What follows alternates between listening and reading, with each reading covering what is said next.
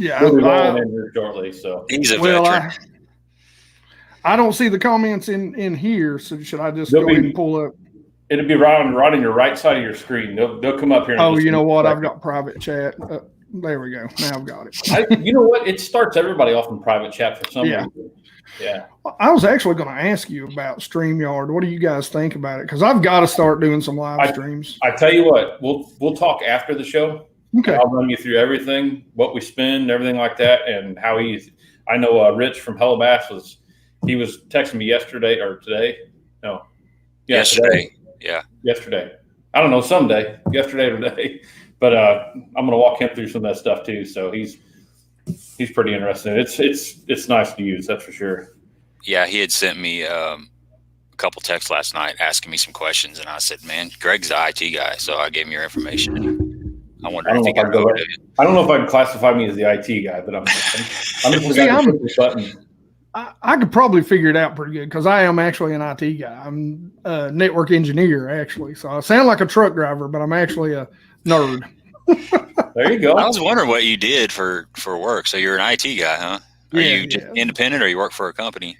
I work for it's kind of weird. It's like I work for I work at like a tier 3 data center that does what's called HIE. So it's called Health Exchange. It's a health information exchange. It's a health records exchange between different doctors' offices. Electronic medical records is what it comes down to. And then so I'm actually, that company is actually owned by one of the bigger healthcare companies in my area. So technically I work for a healthcare company, but I don't. Right. So, right. Yeah. I got a buddy who works, he works for Rockwell Engineering, and he's set up at the P&G plant right down the street. So he doesn't work for P&G, but he works in P&G. You know, he does like software updates and stuff for all their big machines and their production line stuff. I'll tell you what, that's a heck of a line of work to get into, is programming for machines anymore. Oh yeah, we got saws at work that we fly guys over from Spain, and they come over and they set up our saws and all that stuff, and the amount of computer work and programming that goes into those machines is just unreal.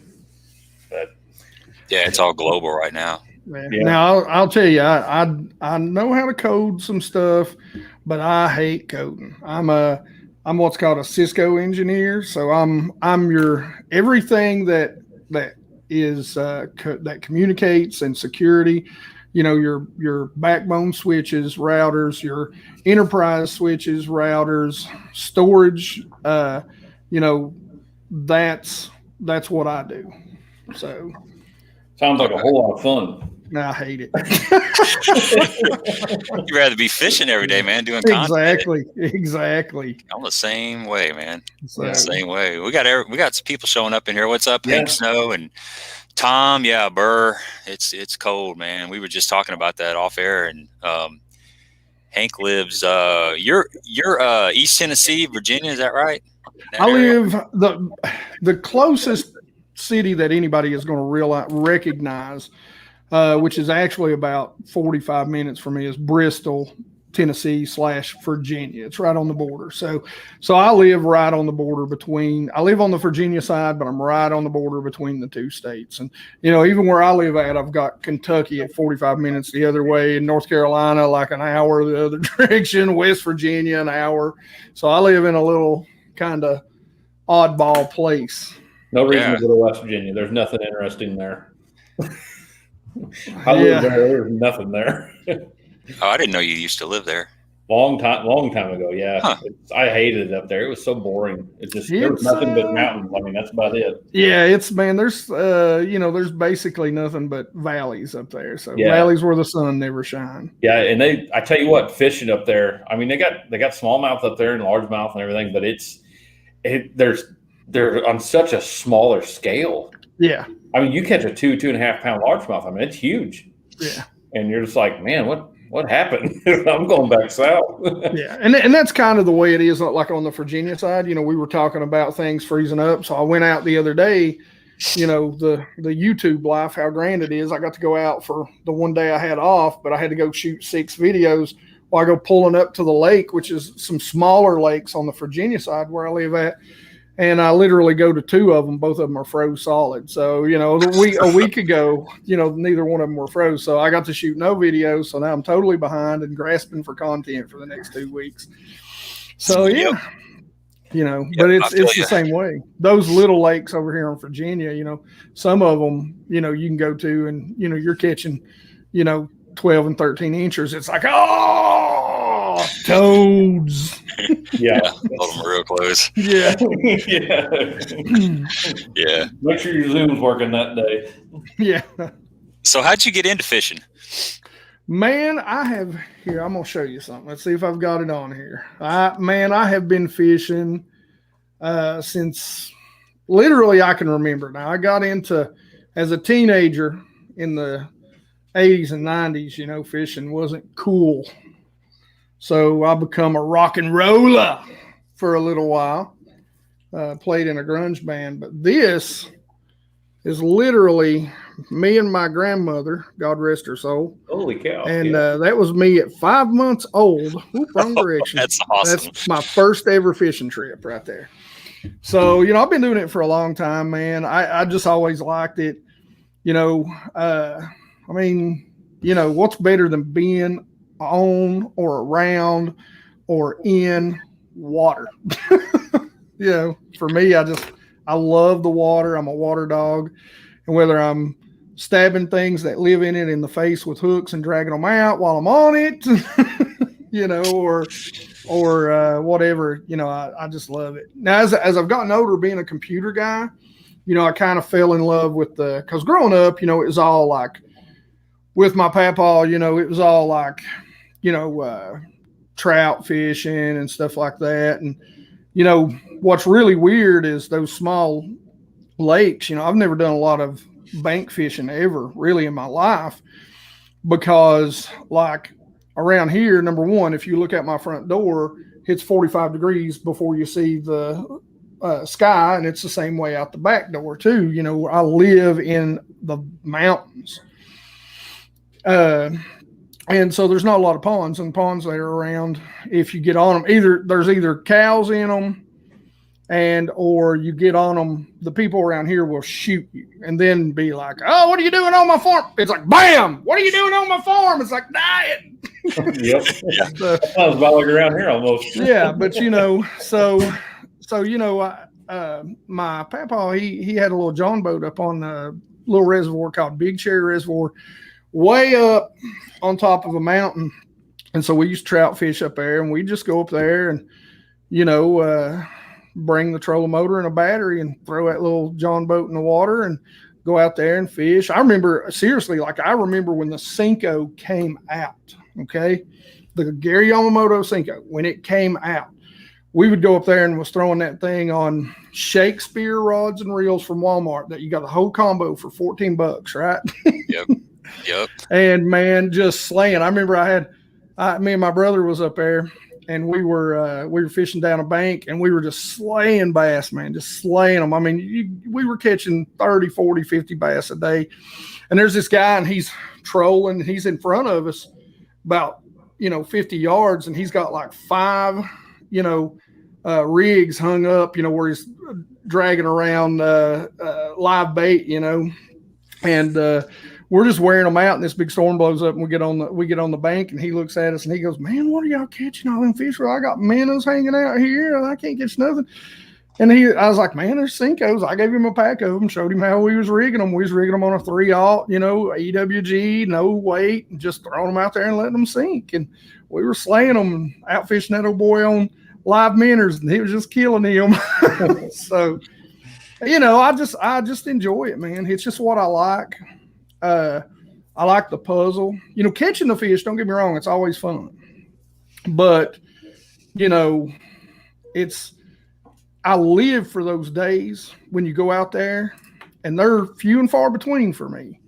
But those days you go out there and it just happens and it clicks and you've got it figured out and it's just dialed and you're just smashing them. and those are the days I live for, doing something that nobody else is doing. It's you're doing the right thing. You've solved that puzzle, and to me, that's what I live for, solving the puzzle.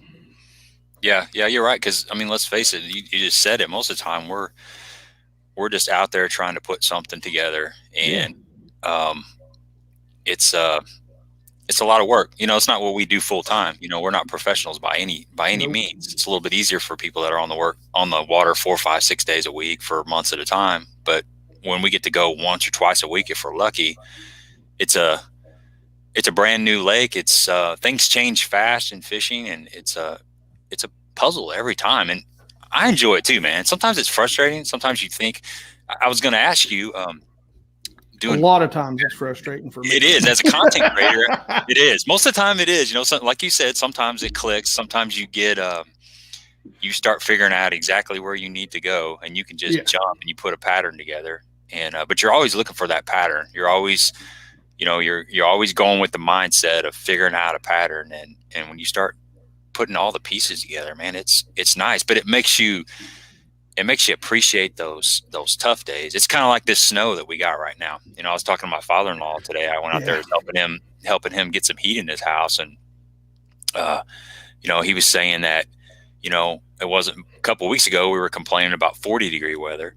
Now we're getting 10-degree weather, and we're going to appreciate that 40-degree weather when we get it in a week. And that's kind of how fishing is. When you have them real tough days, you appreciate them days when they're just jumping in the boat and you got it figured out. But that's life, man. It's ebb and flow. It's life's peaks and valleys. And when you're down there in that valley, and you're looking up there at that peak, and when you get up there, you really appreciate that peak. So speaking of which, I ask you guys, who lost the motor off their boat? I seen something on Facebook, I guess yesterday or something, but I was in the middle of doing stuff and I couldn't read through it. But I seen somebody lost the motor off the back of the Ranger. I don't know who that was. I saw that.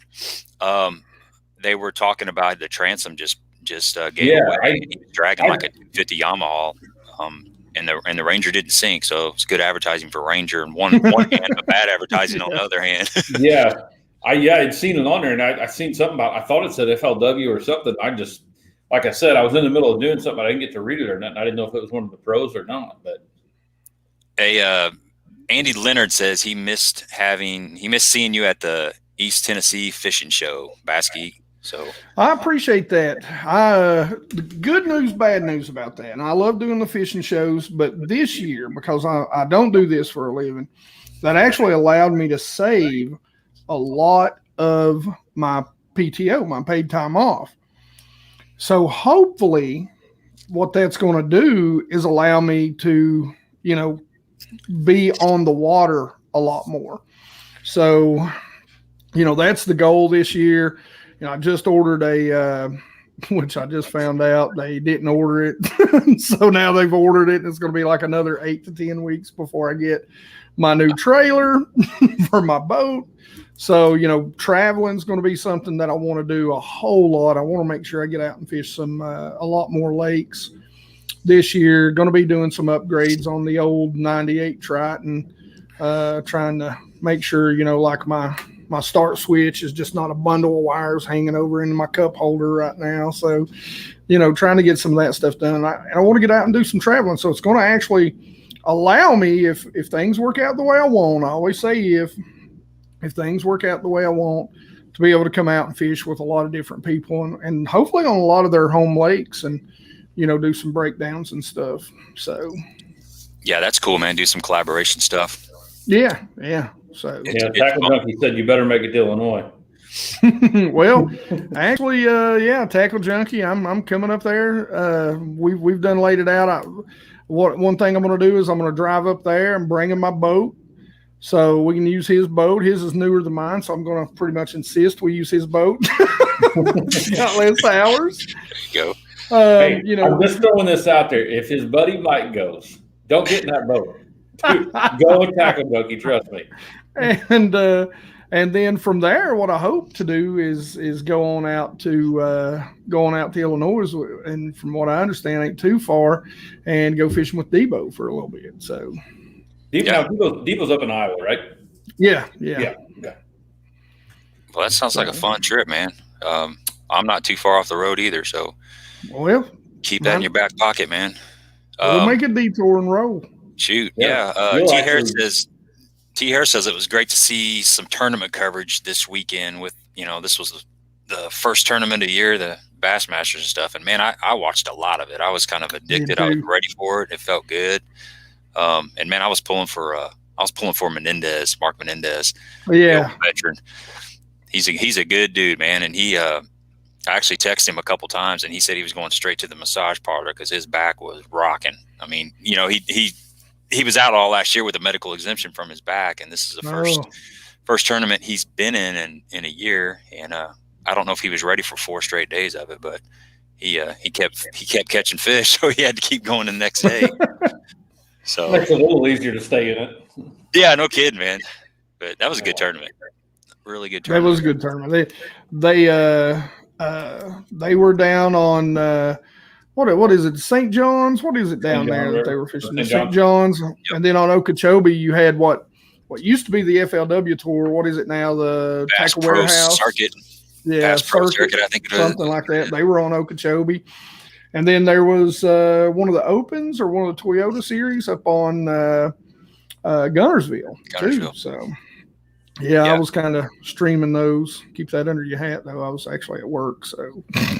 Same here. Nobody will know. Yeah. It's not out in the YouTube world now. You're kind of screwed there. Well, that's the nice thing about my job is I'm out on the street all day long, and so I can just have something playing. I listen to a lot of podcasts, and it's pretty nice. It's a great way to catch up on stuff. But Brian knew, man, that guy is going to be a force to be reckoned with, and everybody was well aware of that. But to see it in action was. I think impressive. Let me scroll back up here. I think David was actually saying something about it. He said, the rookie had 5 electronic units on his rig. He said, never seen so many screens. Yeah, and he had probably 27 rods out on the deck too. He had like 8 on one side, 8 on the other, and then where the co-angler would put his rods, he had about 5 or 6 down there. I don't know where the cameraman sat, but he was locked and loaded. That sounds like me. I've got 3 units though. I've only got 3 units on my boat, but I've always got about 8 rods on each side of me. But it's not because I know what I'm doing; it's because I'm really trying to figure it out. Yeah. Right. Well, I always think I'm always optimistic. I think I'm going to come out there and the fish are going to be biting so good that I'm going to be able to catch them on all these different baits. And usually they were so active, I could just catch them on anything. Right. I say usually about 30 minutes into the trip, you're down to 1 rod only. That's the only thing to bite. You're scrambling for sure. Yeah. So you just did a virtual show recently. Was it the Columbus Expo that you and Debo did that? Yeah. How was that? Man. Now, I've seen a bunch of virtual stuff where they just do like live streaming on YouTube, but I will give this cat his due. The guy that put it together, you actually would go out to a website. And so you had like a main stage, and all day long from 9 o'clock in the morning on both days, Saturday and Sunday, you had 45-minute seminars. And then you could go over and you could go to the expo and go to the booths. And what was cool about that was you actually got to go in, and I'm not sponsored by this guy or anything, but I'm just saying he did a great job. But you could actually go in, and when you go to the expos, you kind of scroll down, you could see there was a little button that said available or away. And if they were available, you'd click on it.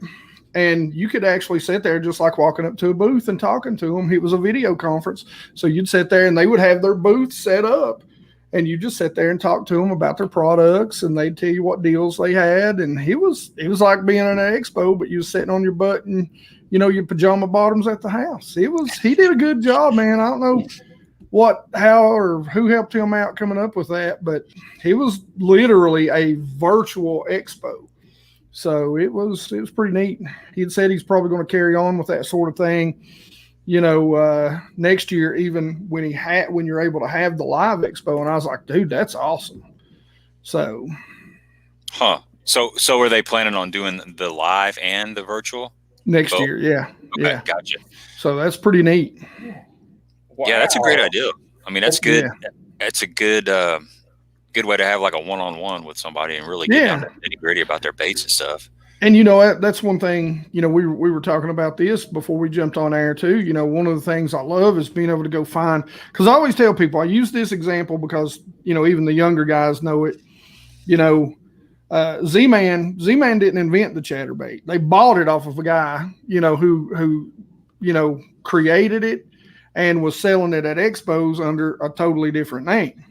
So, you know, everybody thinks that big name companies are the guys that come out with the latest, greatest, and that's not really how it happens. You know, most of the time they're borrowing ideas from local local bait makers, and those guys are innovative. So those local shows, generally, that's the stuff you want to be looking for. That's the stuff you want to be eyeballing.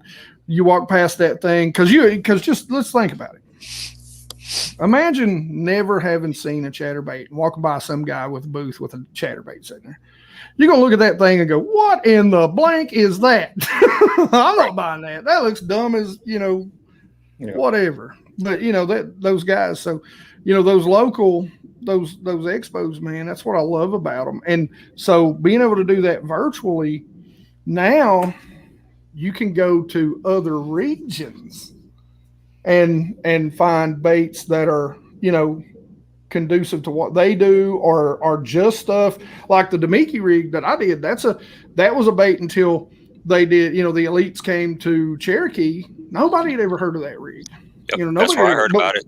But we were fishing it for, you know, 5-10 years before that. You know, tight lining is the same way. Tight lining, you know, that's a you know, technique that really came in or was developed around here. So it's hard to keep anything secret with YouTube around, though.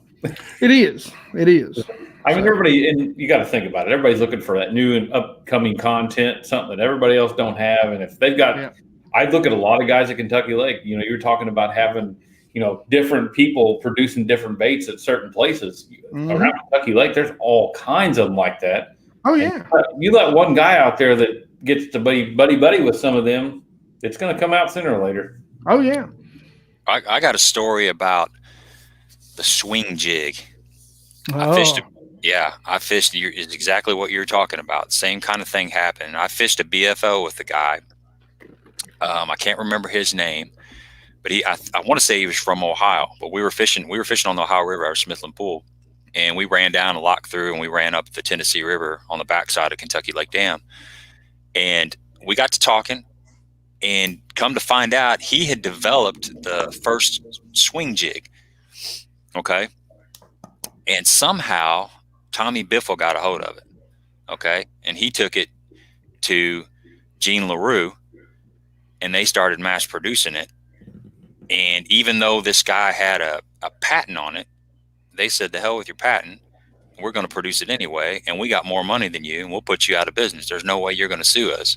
You know, there's no way you're gonna win, basically, and that's kind of, they just strong on it. And this guy had bags and bags of these swing head jigs that he had made himself. So, and the thing about it is believe it or not, you only have to be 30% different than the bait that you're copying. 30%. That's it. As long as you make it 30% different, that's the only thing that matters. Now, see, the reason why the chatterbait is still the dominant bait as far as bladed jigs go is because they have a patent, which honestly probably is going to be running out here before too long. At least it has to be the next 2 to 3 years. But it's where you directly connect the blade without split ring or any sort of swivel to the head. And that's what has really saved them, you know. So yeah, I remember. I'm keep going back on different tournaments I fished, but I was at Kentucky Lake in like 2015 fishing with a guy, and he had an off-brand chatterbait. Yeah, and the guy had to. Basically, they ended up putting the guy out of business or making it to where he couldn't sell those anymore. Yep. He was just kind of a small time dude, and he pulled this thing out, and it was the kind of the surfboard blade with a couple holes punched in it. It was a different blade. And the guy told me he said, yeah, my buddy sells these, but actually he has to give them to you. You know, it's one of them deals where I'm giving it to you, but I'm not selling it, that kind of deal. And he mentioned, but if you want to tip me, yeah, right. Donations. Yeah, I'll send you one for a donation or something. Yeah, but, yeah. They had that. They've got that thing on lockdown. That chatterbait. They do. And it's different. The ones with the split rings, they got a different sound to them, different vibration. They don't get that head knock, that clicking, and it's just a different bait. I mean, they'll still catch fish, but it's a different bait, for sure. So, yeah, it's talking about throwing bladed jigs and everything else, and I can't wait to throw a spinner bait and a brush down there. I'm looking forward to Kentucky Lake. We didn't get to fish it last year. It's one of my favorites there. Well, it's starting to come back a little bit. They've been catching some really big smallies down there. Well, I'll tell you what, talking between Menendez and Terry Bolton, they've got my hopes pretty high. So I'm hoping they're right. Definitely. So, go ahead. I'm going to check some comments here, make sure we're not missing anything here. Okay. Well, I was going to ask Bass Geek, what kind of lakes do you have? I'm assuming you have more like Highland Reservoir type lakes, or they are where I live at. You know, I'm only 3 hours from Knoxville, so we've got the Tennessee River. So we've got the river system lakes down that way. Fort Loudon, Watts Bar, Chickamauga. You can even go on down in Alabama from Chickamauga, and you've got Gunnersville and that sort of stuff. Up here, the lakes that I fish most of the time, the lakes that are, we'll say, an hour or less. They're all Highlands Reservoir. They're, Douglas, Cherokee, South Holston, Watauga, lakes that I always make the joke, lakes that when I fished, you always hear people, they're like, yeah, I used to read Bassmaster all the time way back before, the interwebs. And they'd be like, yeah, now, during cold weather, you'd want to find 45-degree banks. And I'm like, every bank is 45-degree where I live. There's no flats. Like a big flat to me might be like 25 yards by 10 yards. There's no flats. It's all like a little flat, and it drops off to 100 feet. So it's and most of them are clear. Cherokee toward the riverside is a little dirty. It used to be a lot dirtier. Cherokee actually, everybody focuses on the smallmouth now, but it actually used to be really predominantly, the local guys would focus on largemouth on that lake. And that's just not the case anymore. It's cleared up. They closed a power plant down above it, which has caused it to clear up. So now the water's cleared up, and so smallmouth beginning to take hold. Douglas is kind of the same way. It's still got some good, it's predominantly largemouth, but over the past few years, we've started seeing bigger and bigger smallmouth. There's a few things on that lake that have closed up or cleaned up, and now that lake's beginning to be clearer than I've ever seen it. South Holston and Watauga are real mountain lakes. I mean, they're up there. They're super clear sometimes. Left Norris out. And you got quite a few lakes around you. Yeah. There's a lot of good lakes around here. So you get some pretty big lakes. I'm saying, Cherokee Lake, not too small by any means. No. It's not too small. The lake that I fish a lot, the Top Secret Lake S, which is South Holston, is probably the smallest out of the bunch. Now on the Virginia side, they're real small, real small. But but if I'm fishing tournaments, BFLs, 90% of the time I'm down in Tennessee fishing. So that's I'm dying to get down there right now. The smallmouth fishing on South Holston, I love that during the spring. Gosh, there's just everybody heard about Cherokee, but we all sit around and kind of giggle when people say Cherokee is a good smallmouth lake, because South Holston and Watauga are by far the best around here. Nobody ever talks about them. That's good. So, yeah. I fished But- Cherokee one time. We had a BFL regional there, and I'd never fished anything like that. It was just a lot of the flat rock, the big flat rock stuff, and just steep banks. It was in the fall, so they were lowering it really fast. I mean, it dropped from over a course of a week. I want to say it dropped like 10, 12 feet or something. They were just pulling it down hard. They'll drop that lake 30, 35 feet. Now, South Holston, they'll drop it about 20, which normally is about 20, 25.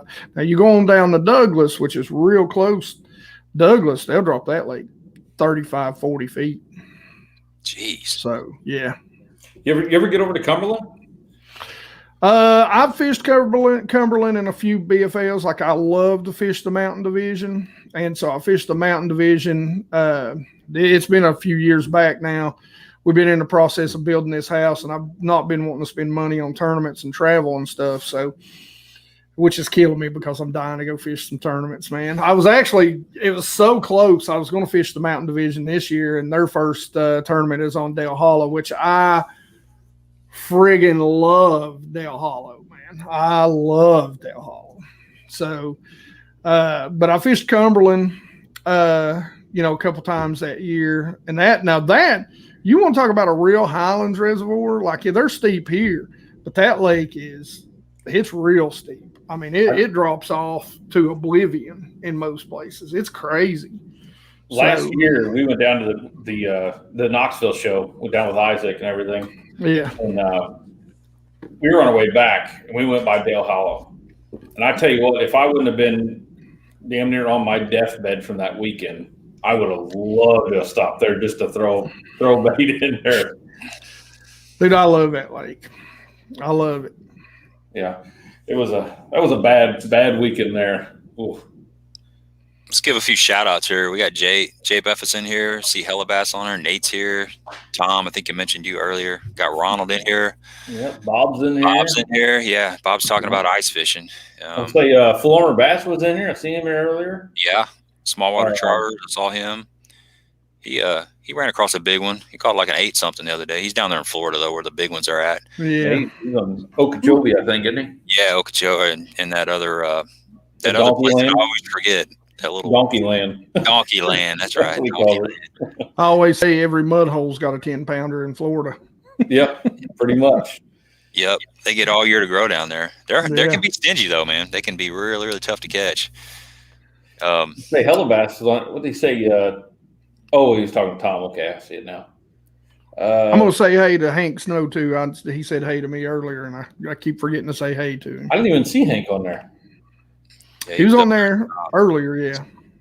So you said you used to play bass in a grunge band? Yeah, way back in the 90s. Really? So you still pluck around any or not? Yeah, man. I got my old hits. I don't know which way to turn here. I've got where'd it go? I got a Washburn back there, an old Washburn. Yeah, I've got a Yamaha. Yeah, 4-string. I've got a Yamaha that's in the shop right now. It's active electronics. I like it a lot. Used to have a Fender Precision, and I think I'm gonna buy me another one. I ain't sure yet. I ain't sure what I'm gonna do. I think I might find me a Precision Jazz, one that's got the jazz pickup at the bottom. I just got me a little 112 Fender amp back there right now.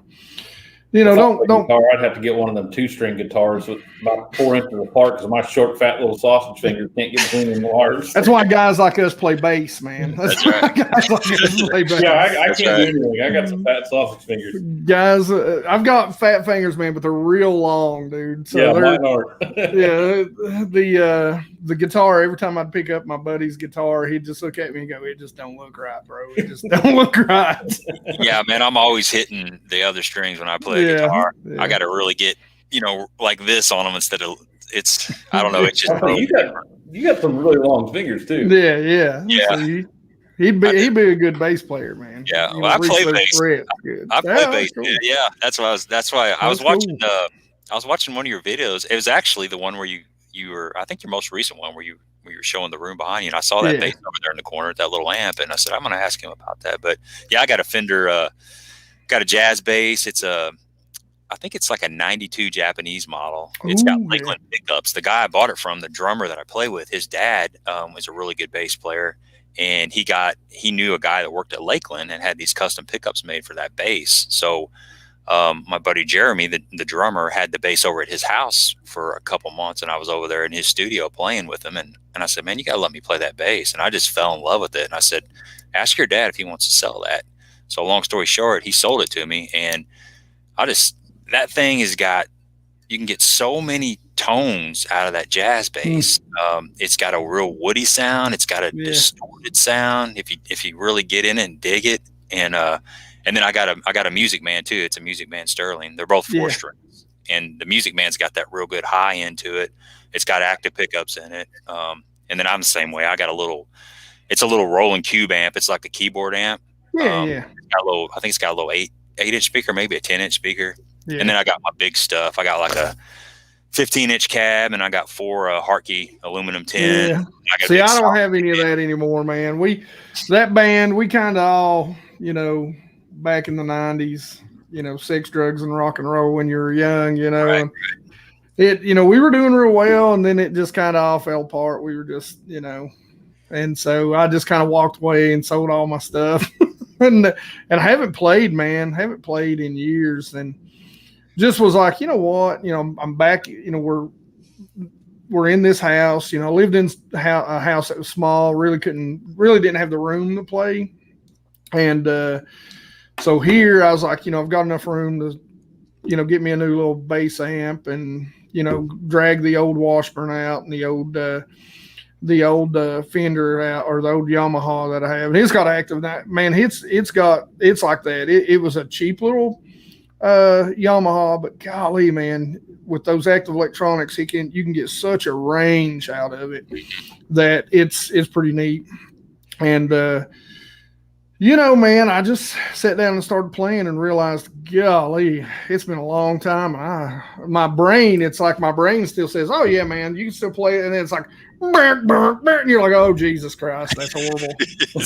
I'm not going to let anybody hear me for a while. It's starting to come back. I don't know what you guys said earlier, but White Whale just threw this up there, and I don't know where that came from. Vienna sausages. Just out of the blue. I don't know what that was all about. I'm like, what? Yeah. Oh, he's talking about our fingers. Yeah. Never mind. I got it now. I was trying to figure it out. Like, where did that come from? I like the bourbon glazed Vienna sausages. By the way, if you haven't tried those, not sponsored, but. If you got a Vienna sausage sponsorship, I'm very impressed. That's a tough one to get. That's a really tough one to get. Yeah. They should, that's their crowd, bass anglers, man. Why is Vienna sausage not sponsoring, bass anglers? Because there's way too many wrong ways I can go. Anything that doesn't require refrigeration, you can take out in the boat. Potted meat, Vienna sausage. I know butter. The companies I'm going to approach when I start tournament fishing again. There you go, Ed. Tom did have a good question on here. Let me get back up here. There it is. A pretty good question there.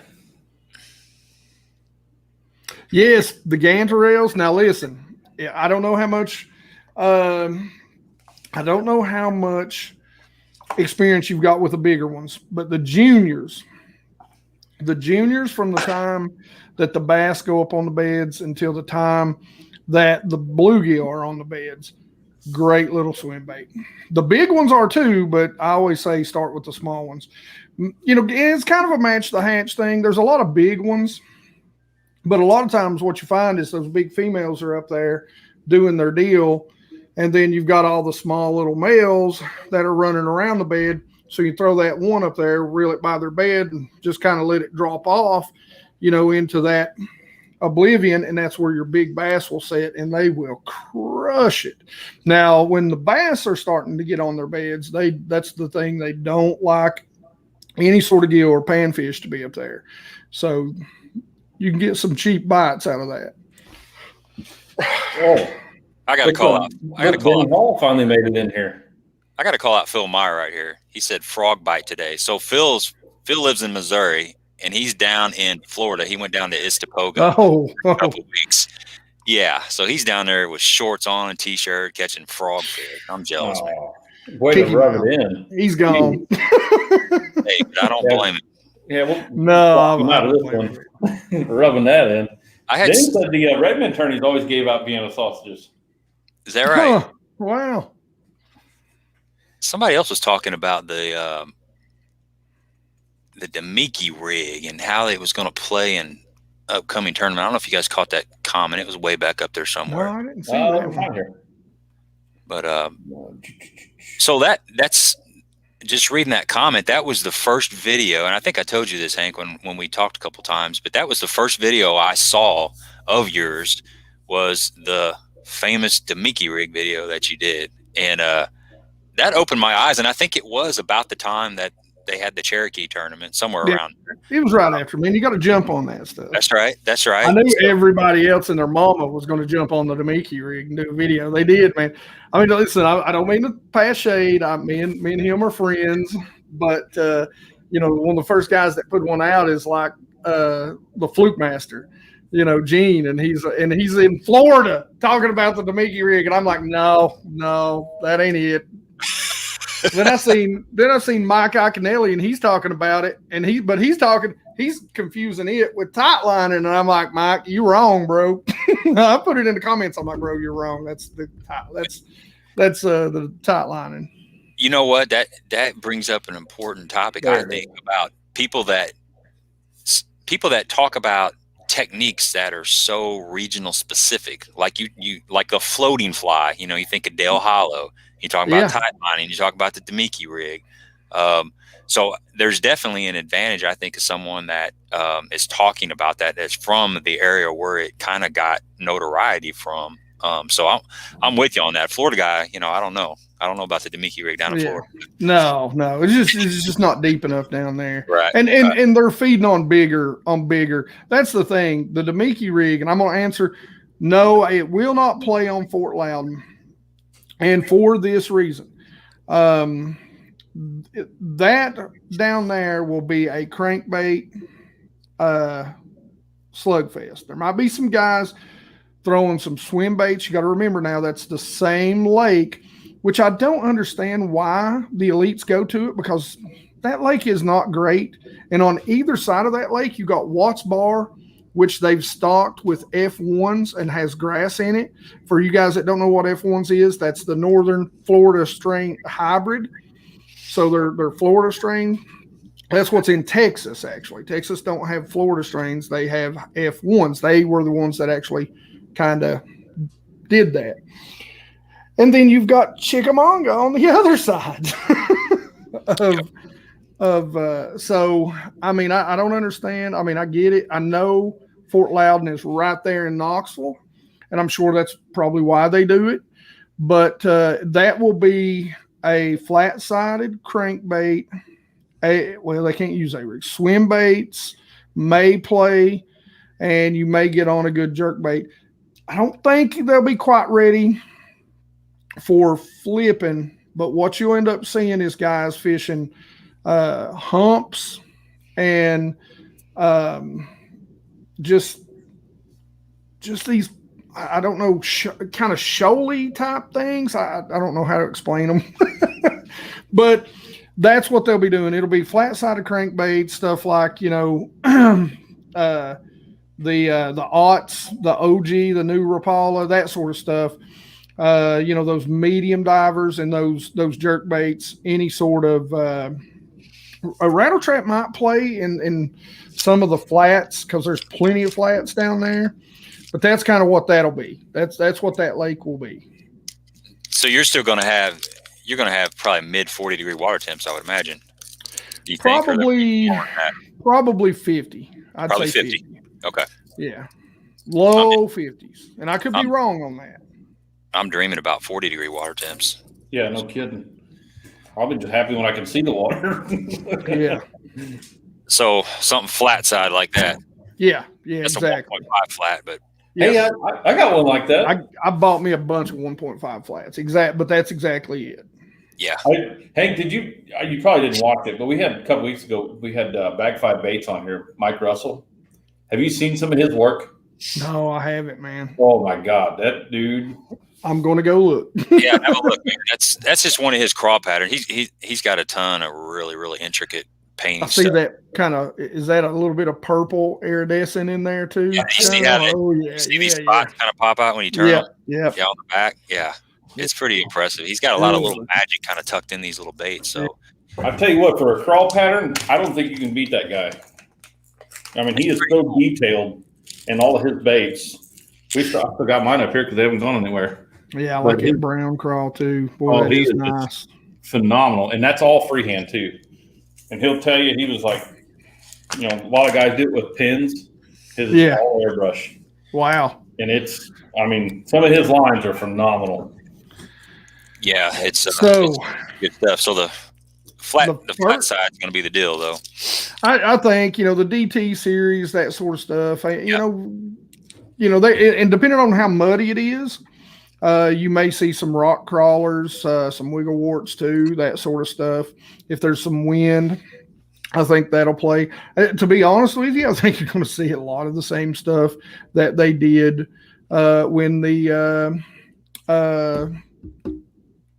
Bassmaster Classic was down there. It's just that kind of lake. That stuff tends to always play.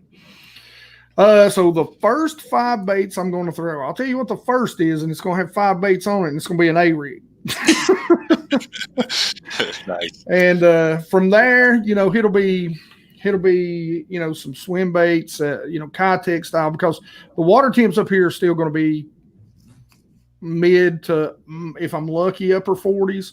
And, you know, jerkbait, A-rig, Demiki rig, tight line, so a small hair jig, or something like that, and a like a Kitech swing and fat impact of some sort that's not on. Well, let me put that one out because it'll probably be if I get a little bit of wind, there'll be a few crankbaits, mid diving crankbaits. Okay.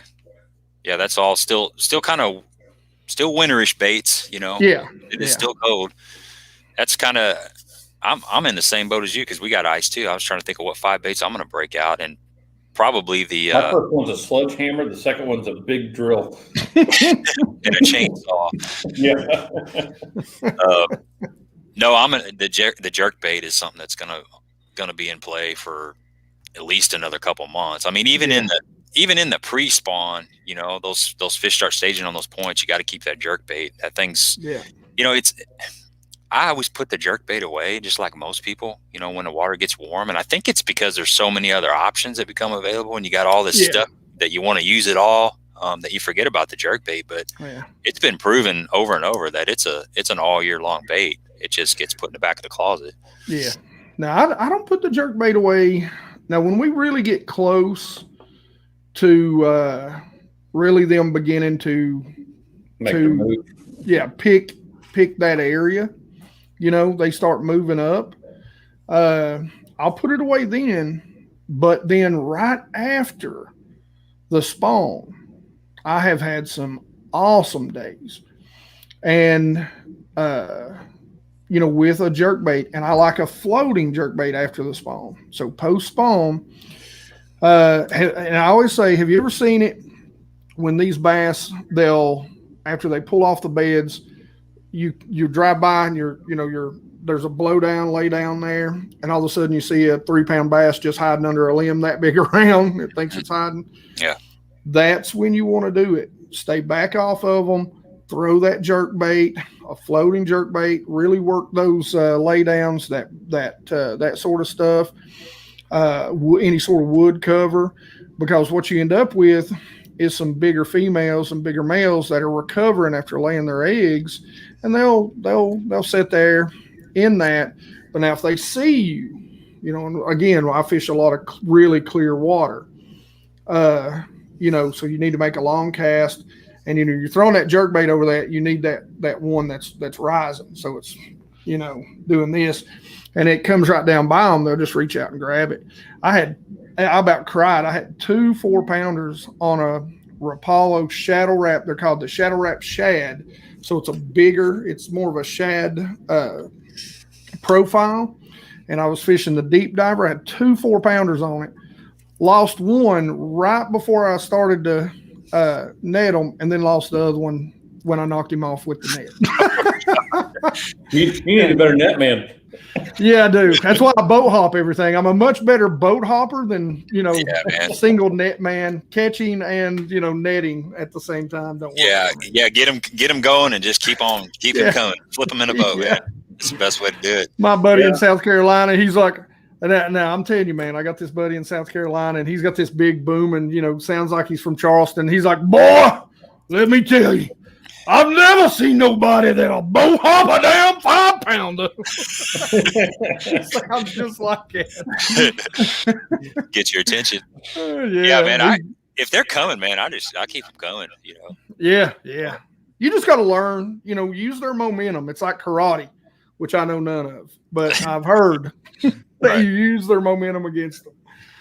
Yeah, Hellbass put on there. He said, besides the he agreed. Going Knoxville tourney with the flat side crankbaits, and he said probably maybe a thumper spinnerbait too, which I'd have to agree with. Yeah, the spinnerbait. That's one of those baits I forget about all the time. Oh, me too. Listen, I love a spinnerbait, but you got to remember, man, I fish clear water. I mean, real clear water. So what's kind of replaced the spinnerbait to me is really two things: the A-rig, and which they can't throw. So of course the spinnerbait, he's dead on right. That'll absolutely play. And a swim bait. I'll fish a belly weighted swim bait. I'll literally throw it out there and walk it through, slow roll it through timber like a lot of people do a swim jig. Yeah. And so I always lose clear water around here too. We got a lot of grass lakes around us that we fish. They're pretty clear most of the time. And that's my problem. I got no grass. Yeah. One thing with us is, if I've noticed, I throw spinnerbaits quite a bit, especially in early spring. Too small, and I'm talking real size small. The blades, just the plain willows. Yeah. But if you get much bigger than that, you just don't get bit much on them. Yeah. But I think they're picking it up from too far away too. Yeah. Well, that's kind of the way it is here. I mean, you got to imagine. I mean, you go down a bank, it's like, you got 30 yards, and it's just rock. So if they get too good of a look at it, I mean, they're not going to hit it unless it looks extremely natural to them. Right. This right here, and I know you throw this. Yes, sir. This really came into my rotation the last couple of years, the underspin. It's just, you're talking about throwing the little small swim baits and stuff. Yes. And, I think you got to have a regular ball head, and then you got to have an underspin. Same type of fish. It's just, man, I feel like I can get bit on this thing, if they're around. Even like that is one of my literal go-to baits. As it starts getting warmer, I'm gonna put a swim bait on it. Right now, that's how I'm rigging it. With the fluke on there. Yeah. And I'm telling you, man, that bait right there has become probably one of my absolute go-to, most confidence baits out there. Yeah. I'm actually anxious to try the hog bait we got last week on one of those underspins. It's more of a grub tail. Yeah. And I think that thing, I did a video last year on just different swim baits, between like the Kitech, the Rage Swimmer, the Biospawn, the Exo Swim. And the one thing that really impressed me with that was that Exo Swim was how much body roll that thing had. Yes. It was unreal. And I mean, it just triggered some just nasty bites. Yeah. But I'm wondering if that grub tail from Hog's Baits is not going to do almost that exact same thing with that underspin. Yeah, it's I don't have any. Yeah, I do actually. You got one over there? No, you took them home, didn't you? Yeah, I think I did. Yeah, I don't think I've got them here. I don't see them. I got it right here, actually. So Hank's talking about this new little grub, and it's kind of a hybrid minnow / grub tail, and the they're bait impressive. is hog. I think I know. Baits. Yeah, I think I know what you're talking about. They're from Missouri, but you're starting to see some people fishing these around the country, and it's now, just an interesting little. Gabe, put your nose in that bag. Yeah. No, it's got squid fin in there. Yeah. But it's a unique little bait. It's got that minnow body, but it's got a curly tail on it. I like that a lot. It's got a cool action. I haven't thrown it yet, but I Jay think that I that'd be was a fishing with. great winter bait. Yeah, it looks good on the A-rig, and it's just something different. You know, because the A-rig originally came with little grubs. You know, they come with them little white curly tail grubs, and so these are Hogs custom baits. You can check them out on Facebook, but pretty unique. It's just something a little bit different. You know, it's funny that you throw that out there. That, you know, the A-rigs were originally with the grubs. When's the last time you've seen anybody put a grub on an A-rig? You just don't really. I don't. No. It's Kytex and just your standard 3.8s, 3.3s. Yeah. Some guys will go, 4.8s and stuff. Yeah. But yeah, that underspin is, guys, and I like that gold blade on there. I'm not going to geek out on underspins anymore, but just that gold blade versus the silver blade. By the way, these are Cumberland Pro. This is their version. Their new redesign. And it is pretty sweet. It's a good one. So I got a bunch of them, man. I throw them all the time. So like a chatterbait too is something that. Do you throw chatterbait much down your area? Man, I don't throw. There's one or two times. About the only time you really get to throw chatterbait here. There's two times, and I'll grab one and show it to you here in just a minute. But there's two times during the spring. Really right before they hit the very back, so the last deep water, right? And it's got to be muddy. You got to get some dirty water. Now, this is something for my ledge fishing that, I came out with a video last year. I had some people that wanted to kill me for this in the comments, but I'll show it to you real quick. Heck yeah, break it out. Oh. So this one right here, the little white jackhammer, man, in Southern Illinois is a killer. You mean Southern California? Southern California. But you know what? These jackhammers, they're 16, 17 bucks, but that snap, I've had problems with that snap bending out on these things. They're just a cheap snap. And I've kind of gone to the Chatterbait Elite, which has got the wire tie on there. It's a much better connection point. I had a bunch of those and I didn't fish them. And then I kind of started pilfering through my stuff and found some more, and I've been buying some more. But which version is that? I missed that. It's called the Elite. It's got the wire tie on it. I don't have all my everybody jumped on that jackhammer train. But the only thing I got out of everybody that comments and reviews and everything else is that it started up faster. It started up faster. That's it. That's it. I mean, that's it. But to spend an extra, $8 to $10 bucks on them. Well, I was talking to somebody actually about that just the other day, and what they told me, they said the biggest thing about it is it literally starts up at such a slow speed that when it falls, it actually will vibrate. So once it hits the bottoms, and so they say that's a lot of times on those they'll get a lot more bites. Now you know how Crocodile Dundee said that's not a chatterbait. This is a chatterbait. Chatterbait. What is that? An ounce and a quarter? That is an ounce and 3/8 right there. Dang, that's a big boy. And that's actually a big blade. I prefer the regular size blade on here, but this is the first one I grabbed. This is for ledge fishing. I would say you put a nice. Gosh, look, I don't know left and right. You put a nice big fluke, or during the summer, I like to put a swim bait on there. 3.8 and toss it out there, man. And you just throw it and you just kind of slow roll it, give it a couple of hops and let it drop. And that's a ledge fishing machine because nobody throws them. Or at least nobody talks about them. And that's why I think everybody kind of hated my guts when I talked about them. So who makes that one? That is by Picasso. Okay.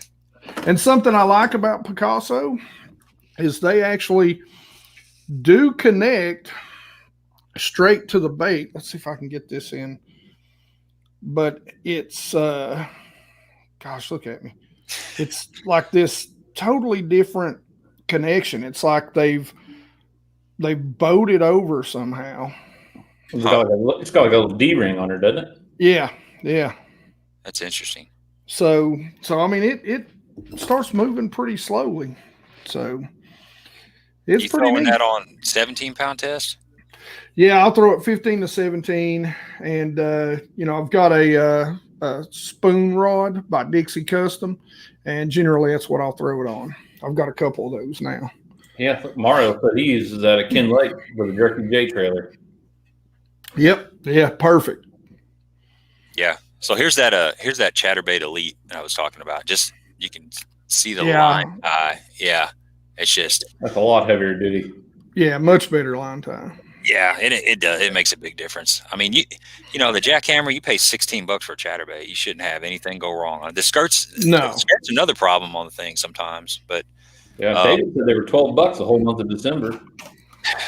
Yeah, I guess Tackle Warehouse, probably Tackle Warehouse, 25 days of Christmas or whatever. But they're good baits, man. I mean, I've caught some fish on them.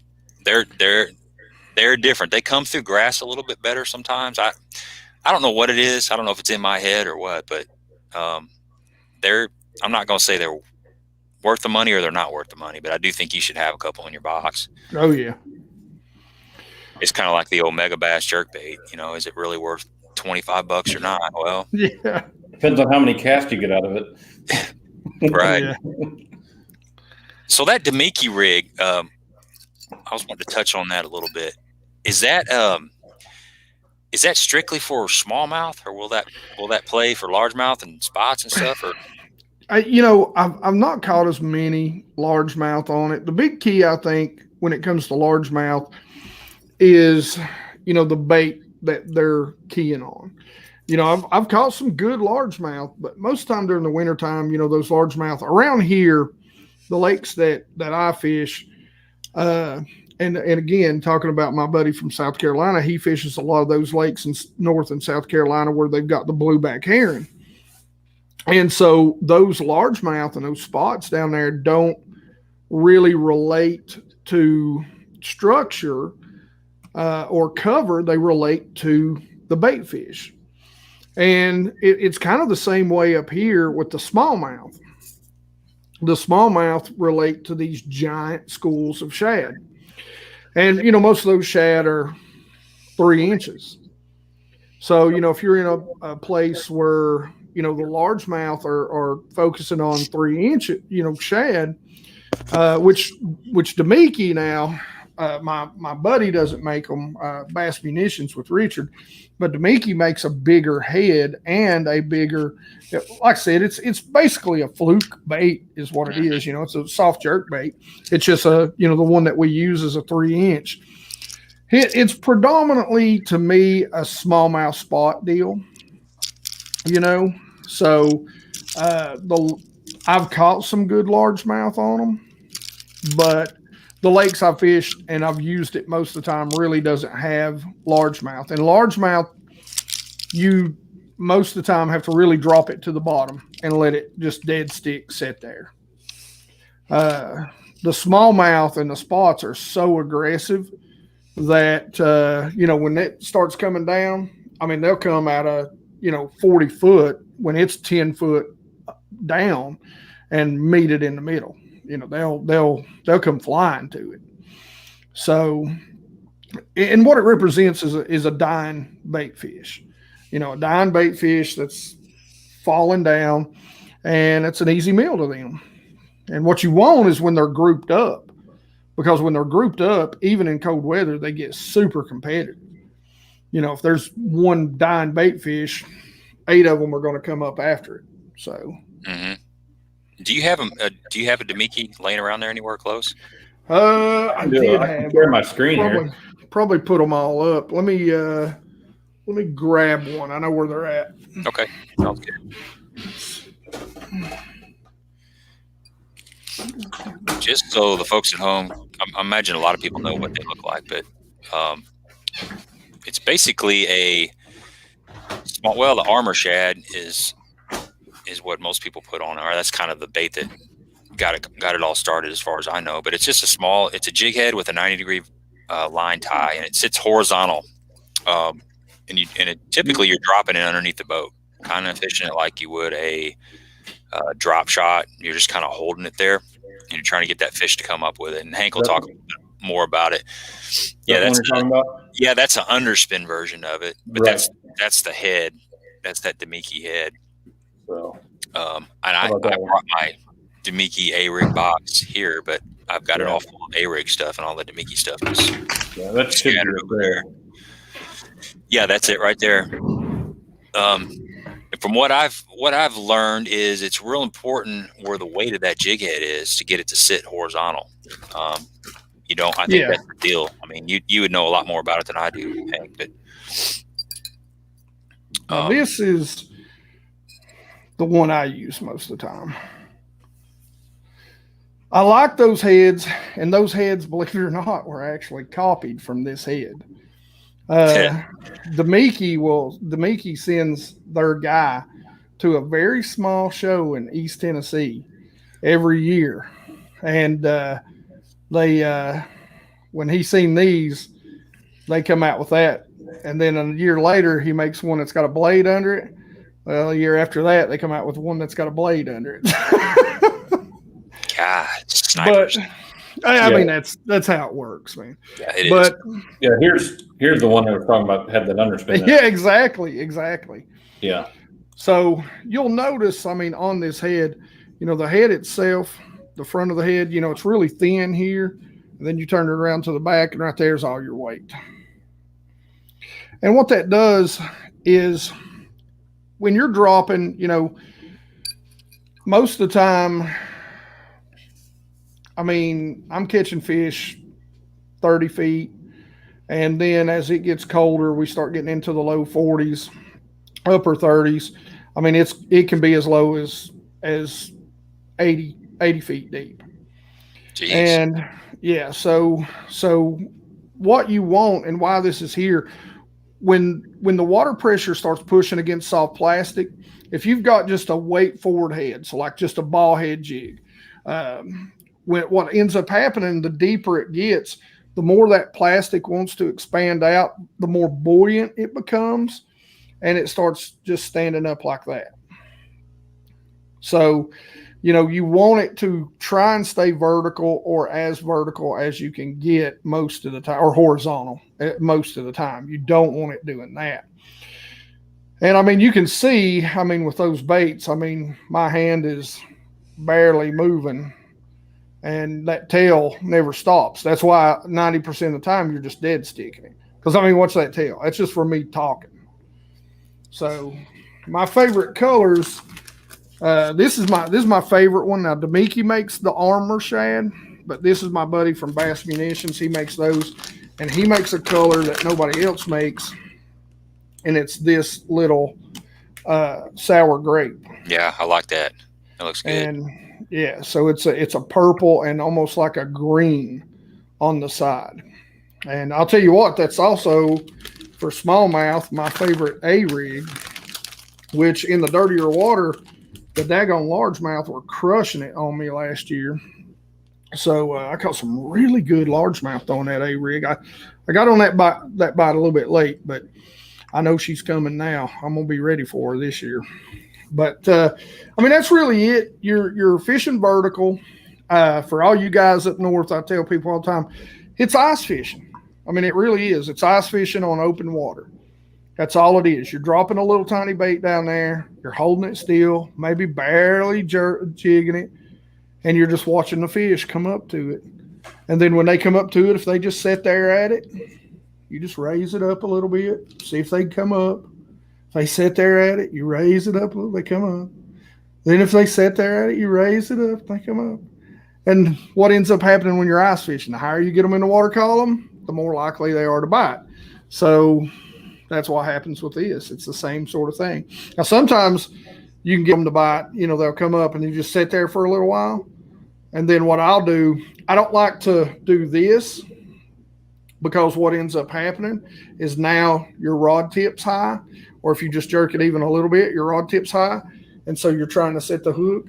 So what I'll do is just give a turn of the reel handle and get that bait just to snap hard a few feet.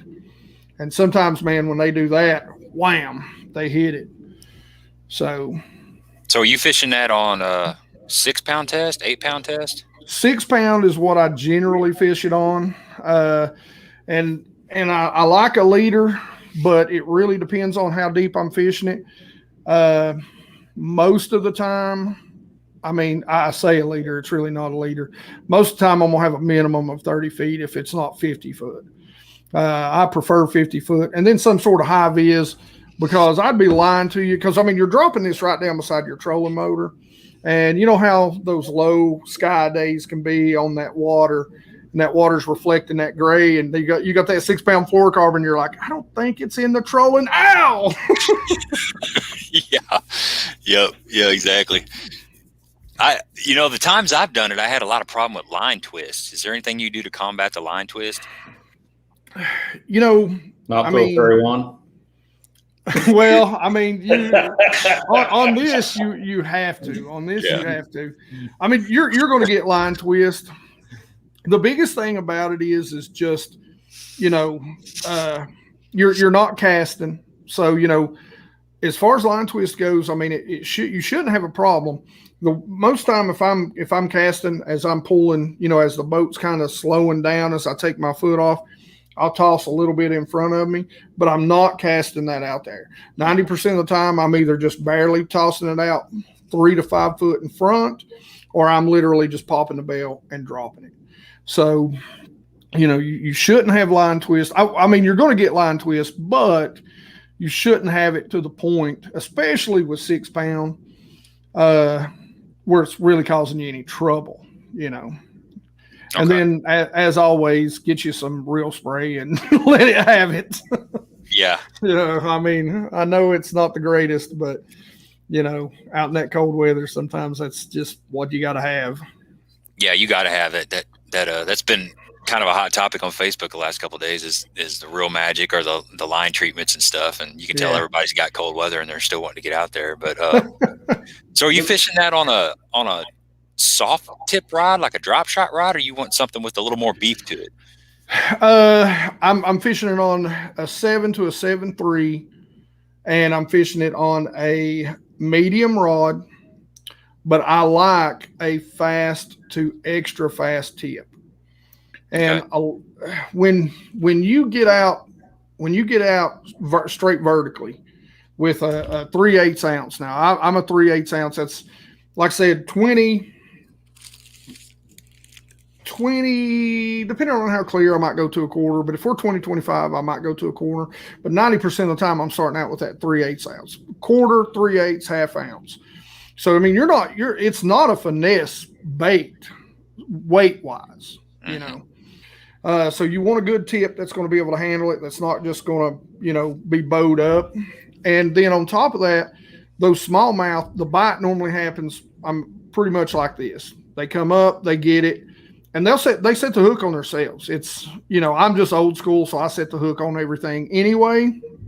But, they'll come up and grab it, and then they turn down.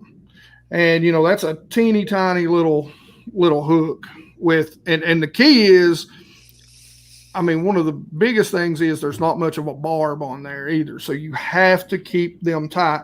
So as soon as they go down and you reel, when you get them turned, they're like a rocket ship. And so, you need that to come up. You need a fast reel. I tell everybody you need to spend the money on a fast reel because, a lot less so nowadays. I'm old. So back in the day, to find a 6-speed spinning reel, you had to pay $150 for one. But, now companies like Lew's, every single one of their reels almost is a 6-speed, or you can get it in that higher 6 speeds. You've got to keep up with them. You've got to keep that line tight, because what they'll do is they'll run up, they'll get 10 foot under, and then they'll go back. They're heading right back down. So, that's smallmouth and spots for you. They're mean, but because you're using that heavy of a weight, like I've got 2 different rods. One of them is a Lew's. It's an extra fast tip on a medium, 7 foot. I've got a Fish Sticks. Oh, excuse me.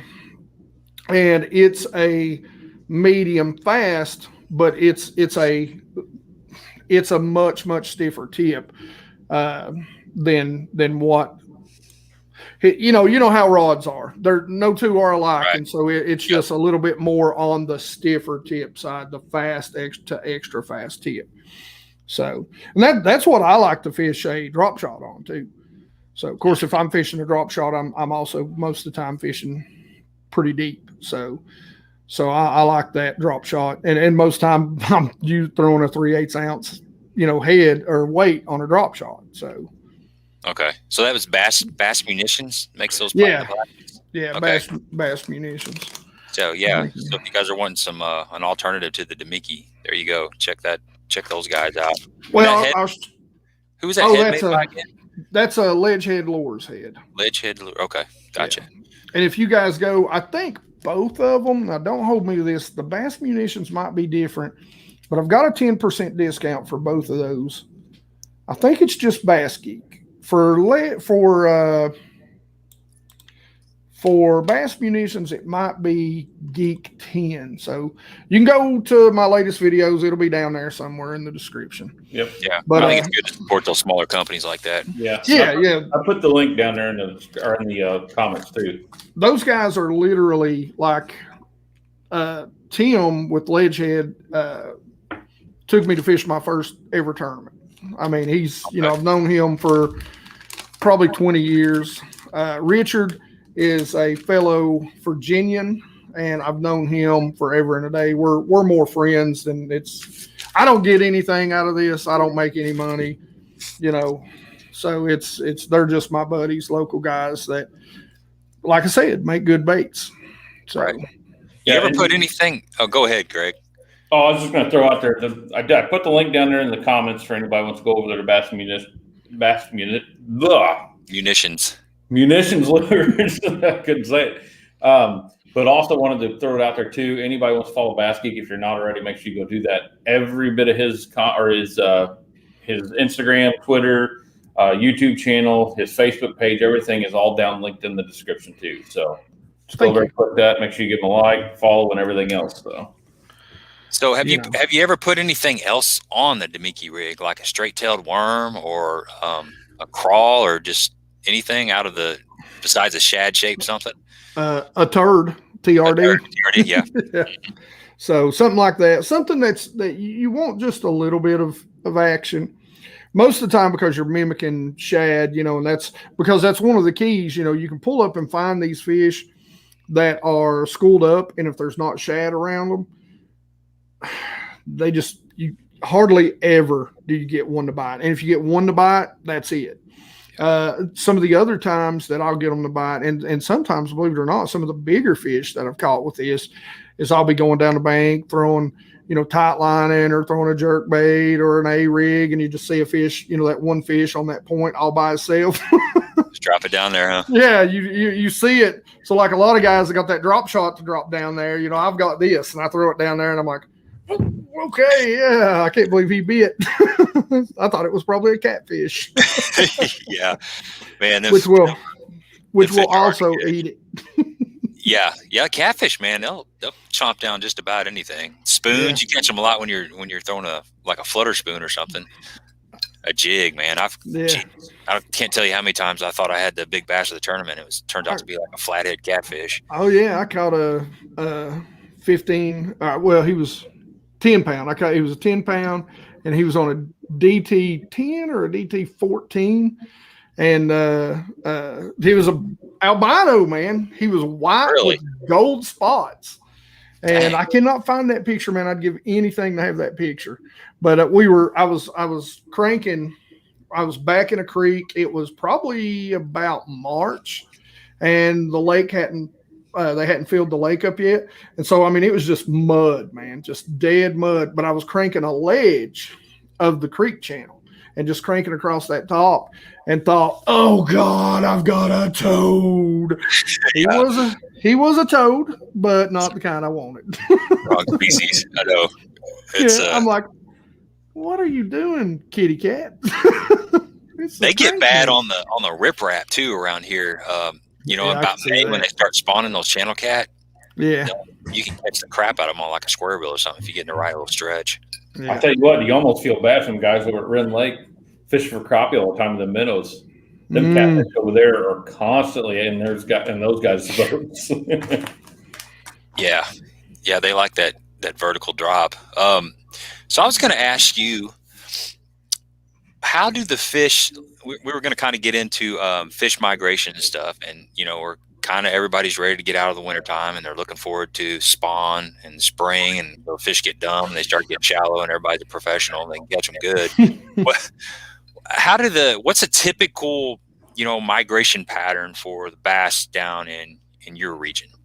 So they're out. Do they winter in certain areas, or do they stay in the same areas all year long? You're going to get resident fish. I was Damiki fishing in literally almost the back of some creeks, because the lakes are so deep and, like we said, so vertical where I'm at. You've got fish that are going to be on the main lake, and those fish are going to migrate maybe mid-creek, backs of the creeks. But they don't migrate a lot of times as far as we all think they do, especially if they can live in one place. We were doing that seminar and kind of back on the Damiki rig. One of the pictures that I showed in that Columbus seminar was me fishing for some of those fish during fall with 58, 59 degree water temps. And, I tell people if there's going to be shad out there, why do they need to move to the back of a creek, right? And it's kind of the same thing. I did an A-rig video last year where I went in this one creek and I was just slamming these fish, and every single fish that I caught was on the front. So the outward facing, just little do-nothing pockets, where those largemouth were going to pull up in those pockets and spawn. The smallmouth will migrate a lot of times more than the largemouth will. And the reason why on those lakes is because they look for certain rocks. They spawn a little bit deeper. So, and I've actually got a video, talking about fishing for bed and smallmouth in my area, and it's you're not pulling the flogger out, you're not sight fishing these smallmouth, because they can spawn anywhere from 8 to 30 feet deep where I'm at. Wow. So what you end up doing is you have to realize and recognize how the rock runs and how it layers, and what type of rock, which there's a couple certain slate rocks. It's a black slate early because it's going to warm up faster, and then it's like this white slate that we target as the spawn really gets full blown. So, and I mean, it's pretty common, it's pretty much everything. You're going to have your fish that live kind of out on that main points or out on those bluffs. Those are the places that I really love, is you've got some bluffs that come up to some points before you go into the creek. And what a lot of times a great migration bite and a great bite that you can win some tournaments on is those bluffs. You can go down through there throwing those little Kitex, and you catch just some huge smallmouth that are getting ready to go up into those creeks. And so, what you'll have those fish that come up in there, and they'll spawn along the sides of that creek.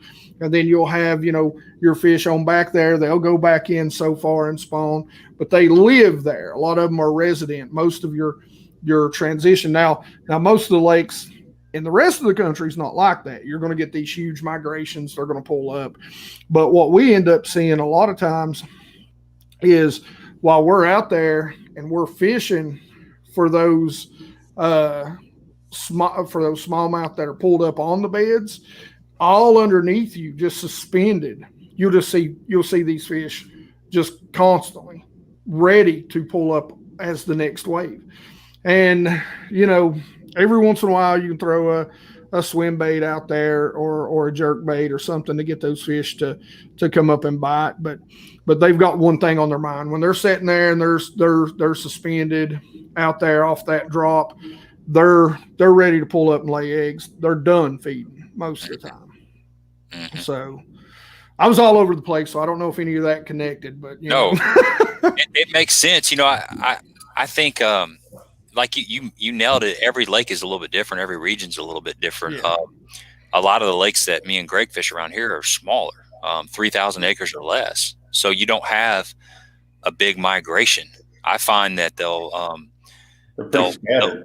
scattered and they'll hold in an area. Yes. There's some of the coves that we have are only 40 acres or something. That's a cove around here. You get on Kentucky Lake and some of the coves are 2,000 acres, these huge coves. So in those bigger bodies of water, they do have a tendency to go from the main river ledge to swim all the way back a mile or two and just kind of filter out in the little side pockets and stuff, or the flat that's in the back where the creek comes in. That's where they're going to spawn. And then like we had Mike Russell, the guy that painted those crankbaits on there, and he was talking about how you follow the channel swings back, and the channel swings up against a secondary point. That's a stopping spot for those fish as they make their way back, and you just keep making your way back to the flat. Eventually they'll make it back there to spawn. But what happens around here a lot is these fish we got grass lakes around here, and they'll kind of pull out, and then they'll have little short windows where they pull up to feed, and then they'll pull back out,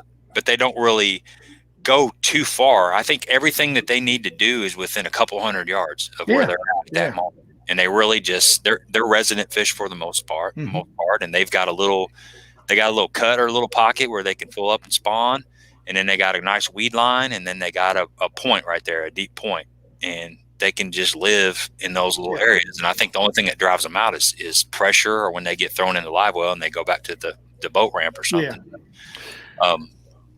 And Kentucky Lake, and Kentucky Lake is a lot. It's a river system type lake, and it's a lot like Fort Loudon, Chick. Now that down there, you're going to have those migrations. They're going to pull off. They're going to follow that creek channel. They're going to get on the rock pile, the brush pile, the point. They're going to pull up in those creeks, just like you're talking about. Up here, you pretty much just follow their highway.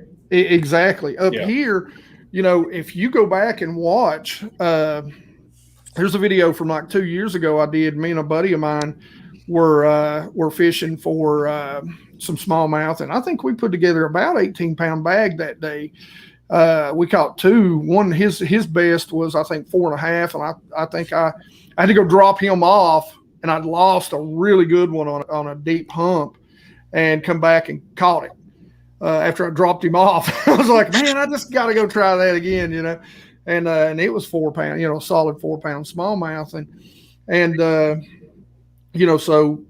But if you notice some of the places that we're fishing, I mean, they're 45-degree banks, but the difference is, and at the mouth in the first third of a creek, one of my best spots is in the first third of a creek. Actually, several of my best spots are in the first third or the mouth of a creek, where they've got this deep water, they've got food out there, they've got everything they need right there in an area, no bigger than 10 or 12 acres or less, because it's so steep they can go do what they want.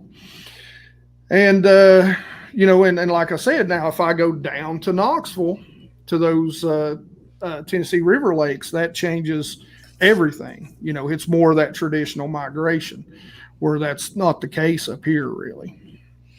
Yeah, that migration is what makes fall fishing so difficult, is those fish just start spreading out, and they're here one day, they're gone the next. And it can be like that in the spawn too, because they're moving, especially if things are warming up fast and they've got one thing on their mind. And like once they reach that they're done feeding phase, I mean, you can crush them on a secondary point one day and just be dreaming about it for 3, 4, 5 days until you can get back out there, go to that same point, and there's not a fish around. They've moved on. So you still have to move, cover water in the early spring and spawn.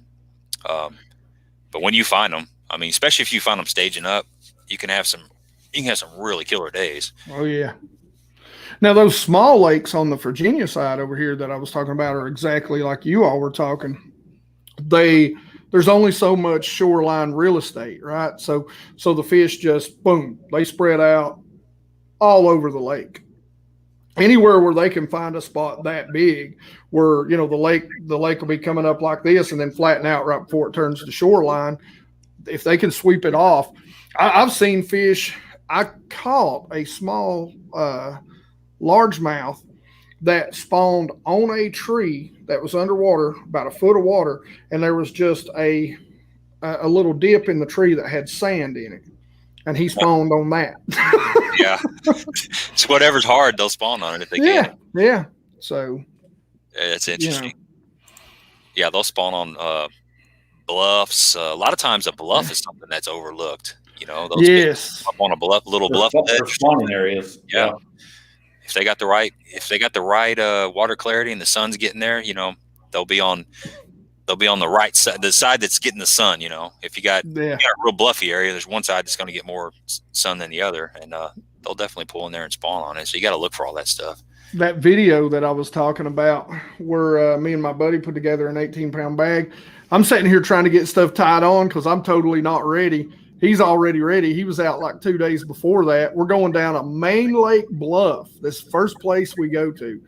I think he catches 11 down through there before I even get tied on. I'm like, dang, man, come on, save me a few. Yeah. I had the same thing happen with A-rig. We were fishing A-rigs, a buddy of mine, and I broke mine off, and he's just catching them, and I'm trying to get all my baits rigged up. And, an A-rig, it takes like 15 minutes to get rigged up. He gets 3, 4, 5 fish. Yeah, that's after you get the hooks out of your pants and everything else that you've been trying to put everything on. Yeah. It's hard to rig those things up when he's sitting there ripping their lips and pulling them in the boat. I always try to keep me 2 to 3 rigged up in the boat before I even get there. So, I kind of learned that lesson. A BFL on Dale Hollow that I fished, I actually got teamed up with a guy who won that tournament. And what I loved was we went straight to the clearest water. It was flooding. So everybody went to that dirty water. And I think it was like us and like 3 other boats on the lower end. And we were just targeting laydowns in the backs of creeks that last, deep water, that last channel swing. And you just sit there and throw straight at the bank and just let that A-rig contour down and bam, just clock them. And he had a box just pre-rigged. And he looked at me and he said, you got any? And I was like, yeah, I got one. He said, here, tie this one on. You ain't got to rig it up. And he gave me one. I think I ended up finishing like 14th in that tournament just because he's A-rig. So heck yeah, that's a good partner there. Yeah. So he's a good dude. So those smallmouth, they spawning in the same areas as your largemouth, or do they pick different areas? I know you said they spawn a little deeper. Yeah, they're different areas. Your largemouth are going to they're going to find those little pockets. They're going to pull up in that shallow. You can, if the water's clear enough, you can catch those largemouth sight fishing. But those smallmouth, they're going to be on most of the time steep bank, and that slate as it comes out. That's what like you'll see those seams running like this. And every once in a while, those are good, but it has to be, at the right angle, and there has to be, holes between them. Most of the time, you want that slate running like this so it creates shells. And you'll catch smallmouth where their back fins, where they're up under that shelf, one and the other, where their back fins are rubbed off as bad, if not worse, than their bottom fins and their tail fins are. Really? That's interesting. Yeah. So they're kind of just tucking back in there in that hole. Yeah. So when you and the 2 baits, there's a lot of baits you can throw to kind of find them. I'm a swim bait guy, so I'm going to throw that swim bait in there and kind of slow roll it and really have it tick in the bottom. And a lot of times what happens is you'll get lucky and you'll have that one that actually eats it, but you'll just feel them and he'll go boom, and you're like, there he is. I'll put that down. And what's so weird about South Holston, where I fish at for these a lot, is that on one side of the lake, it's all about the wacky rig in like either oh crap, what's that color worm? Here, hold on, I'll get them to show you. Breaking out the secret worm here. Yeah, Jay, I see your comment there. Yeah, I was going to start questioning you about the A-rig. Man, I don't have a. You need to talk to Ron DeRosa. He's the A-rig master over there. They kind of got off that A-rig though. We were talking about that. I can't remember who we were talking about that too. I still have to go over there and fish with David Ron. Yeah, well, preferably before we start fishing in tournaments over there. Egypt's froze up right now. He sent me some pictures. Yeah. It's just about totally locked up right now. So, but it's all about this color, which is bold bluegill. Oh, bluegill. Yep. Yeah, that's a good. Or this color, which by the way on Cumberland, oh yeah, I smacked some spawning smallies on that color right there. So that's what color is that one? That is Morning Dawn. Morning Dawn, right. And so like on the upper end, it's that rigged on a flick shake head, right? So a little ball head jig that's got like a wacky hook on it, and you just throw it out there and you just drag it. That's it. You just drag it. And then you go down the lake to the main lake. It's all about your turd. Green pumpkin. If the water's dirty, as I call it, stinky pinky. Stinky pinky. This is a family show, sir. I just mean they stink, man. I don't know what and they're pink. That's right. Yeah. Yeah, man. That's such a strange. Why do you think they hit that TRD like that? What do they think it is? I don't know, man. I don't know. I personally think it looks more like a worm coming up out of the mud bottom. You know, you don't have the whole body there. They think it's coming up, and they're getting first sight at it, and it's just so. I mean, I don't know. You know, David Dudley. Did you hear his theory on it? No, he's got a lot of theories though. Oh yeah, David Dudley is an interesting cat who I like and follow. Yeah. He thinks it looks like duck and geese poop. They get duck and geese poop, little turds, and he picked some up, barehanded, by the way, and compared it. And I was like, well, it kind of does. I haven't heard that. I didn't know they I mean, they're bass. They'll eat anything, you know. I mean, I know every dog I've ever known has eaten my cat's cat box turds. So, and they roll around it too. You got to watch it. My dog did that a couple months ago. Oh, I was so mad. Just I want to show you something else, and I'm telling you, if you haven't used these, man, you really need to. I know y'all have seen these, but check this out. Yeah, break them out. We like looking at stuff. I think that TRD. My theory on that is I think it looks like a little minnow, you know, like down there on the bottom, just kind of foraging around. Just I mean that, or it's just so. You know, like that the TRD is just so neutral. I think it's so innocent. It doesn't create any kind of negative, you know, effect to the bass. And it's such an easy, stupid mill that they just suck it up, I think. It doesn't have a bad vibe about it. Yeah, it's pretty much what Ron just said, too. This right here, and I can tell you why I think they hit this. This right here shined for me for bed fishing last year. And that is that 10,000 fish Sakushi bug. Okay, I hear TJ. I'll say tackle junkie was all over that thing, especially dude. Listen, I'm telling you, green pumpkin and what do they call it? The orange green pumpkin. What is that, guys? What's that snow? What's that color? Something. No, this is the orange. It's a Texas crawl, or no, it's not Texas crawl. It's Bama crawl. Bama bug. There you go. It's basically what that is. So, but now these, I actually seen somebody, I want to say it was Tyler's Real Fishing, that did some underwater footage one time. And he had a real live crawfish at a bed for a largemouth. And when they had the claws on them, they would kind of peck at them. And they'd finally get tired of them and grab them, but they'd grab them by the tail. But as soon as he pulled the claws off, they'd go straight over and eat them. And I think that's what that looks like. So there's that bait has no defense now because its claws are gone. So they don't they don't worry about getting poked in the eyeballs. We got several people saying insect larvae. We had helgamite. We had sculpin, juvenile crawfish with undeveloped craws. Yeah. So dragonfly larvae. And I think that's why they'll just go ahead and eat it, because they see it as defenseless. They don't have to worry about it, punching at them or anything. But I'm telling you, that right there, largemouth and smallmouth on the bed last year, that was the bait. That was you throwing that on a shaky head? How you throwing that? I'm throwing it on a Ned head, little mushroom head. Okay. Now I will tell you this: anytime I'm throwing these, and these are the 3-inch, and same with these are the 2.75s. If I'm bed fishing, I throw them on the. They're not the finesse; they're the power finesse, the longer shanked hook. Because I swear, man, those bass, when they're on that bed, it's like they know where that hook is. They will pick it up by the tail. So I want as much hook. I mean, it's a turd, man. I don't care about the thing shaking. It's not supposed to have action, Right. So I want all the hook I can get. If I can get a hook to the tail, it's just sticking out the tail, I'd put it on there. But yeah, just a turd, man.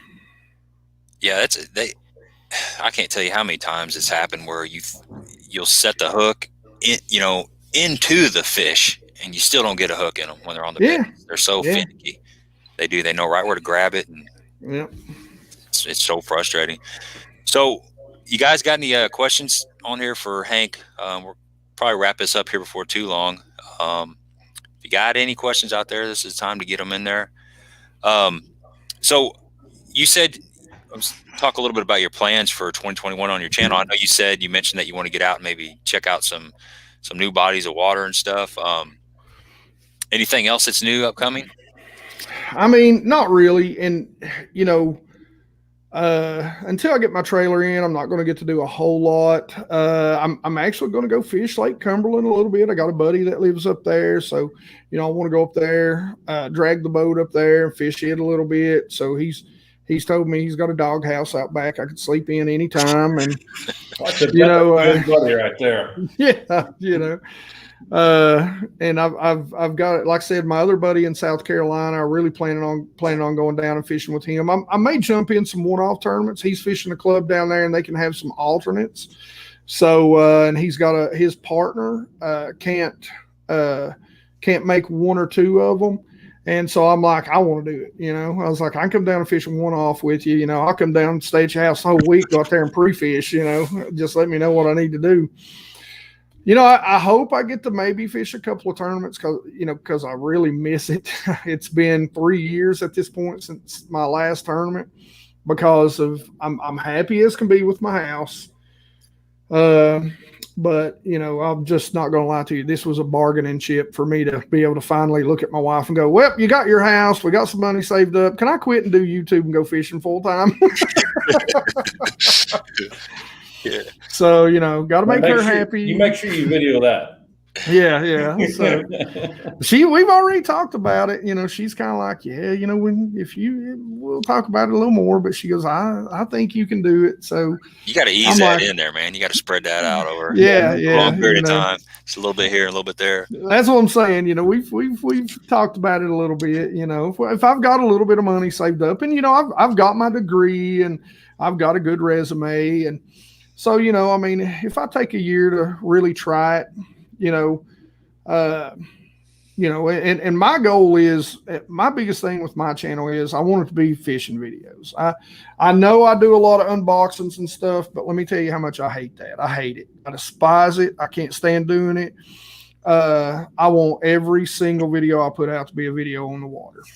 And not video on the water of me sitting there unboxing crap. Because that's really, that's my ultimate goal with this channel is to really talk about solving the day, because like you said, and it's a big reason, guys are always like, oh man, I don't need electronics. I don't need big fancy electronics. I disagree. Us weekend guys need electronics more than the pros. The pros are on the water 5 days a week, somewhere, whether it be on that lake or not. learning how to use electronics has helped my size and catch rate probably more than anything that I can do, because I've learned how to eliminate water, even shallow water, very quickly with electronics. Yeah, I think most of the people that kind of badmouth electronics are they're just set in their ways, and which is fine. B, they don't have the money to purchase them, which I'm right there too. I understand that. Yeah, me too. I'm dying to upgrade, but I can't do it right now. So. Right. Or they just haven't taken the time. They just don't put in the time to learn how to use them. So it's easier just to kind of say, I don't like electronics, but because it takes time. It's you have to go out there. There's a couple different mindsets for fishing. There's go out and just fish the same holes that you always do, which is fine. Or go out and try to put a pattern together, or if you want to learn how to graph, you got to force yourself to not pick up a rod. It's hard, man. I mean, especially if you only get to fish once a week, you want to go out there and you want to fish. You want to cast, you want to practice all your baits and stuff, but you have to be disciplined to go idle offshore and scan, humps and points and all that stuff, and not pick up your rod the first time you see something that looks cool. First time you see a brush pile, you pick up your rod. You got to keep going, man. You do. It takes practice. Put a waypoint on it. Move along. Go find you 15 or 20 of them, and then go back and start over.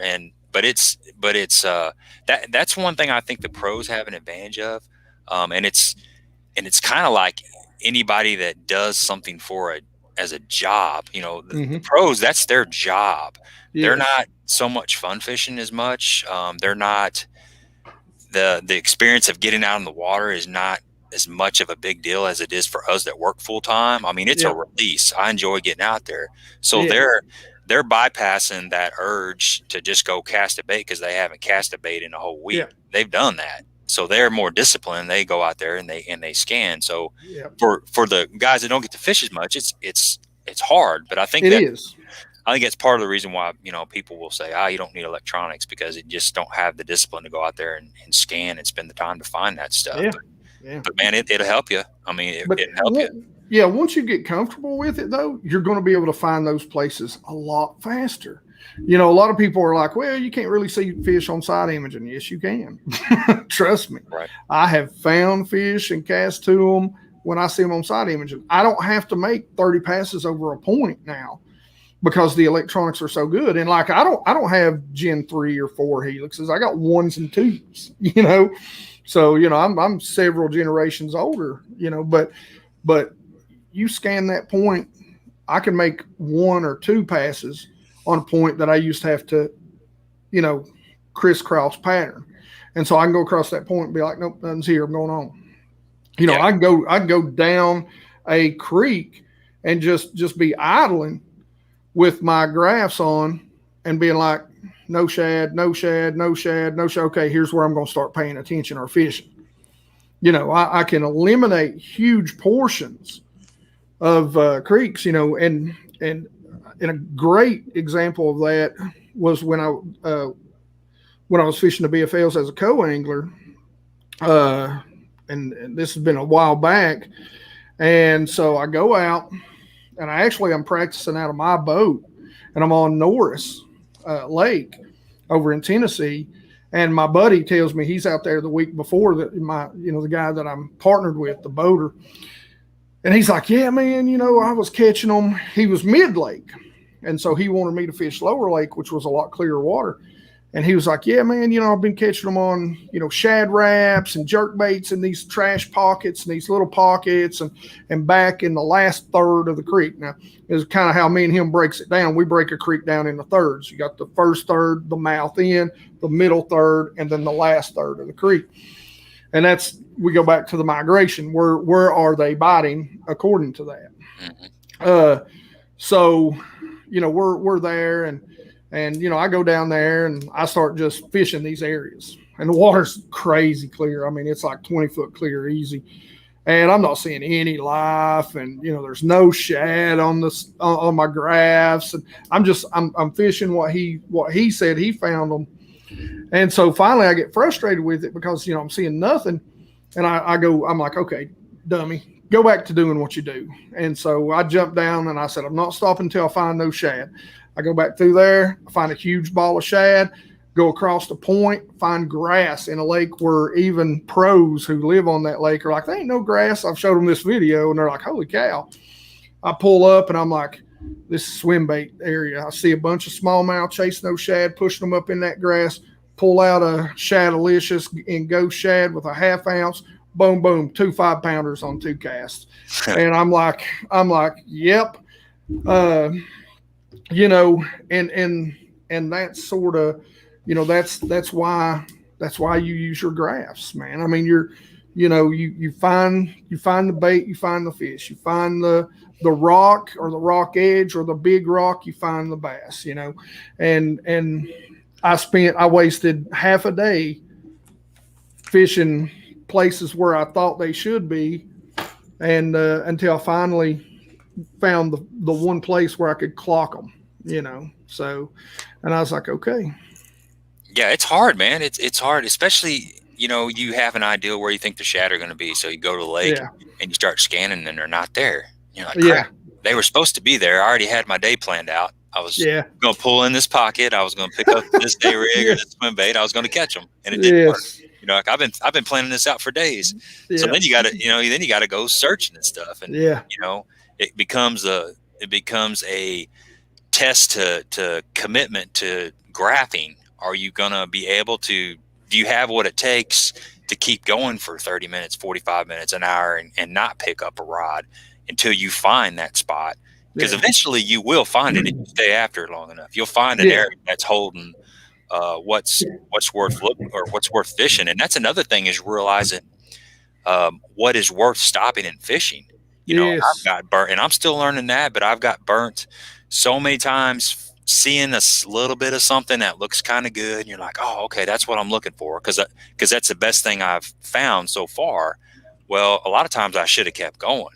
That wasn't really worth spending time on. It looked good compared to what I'd found so far.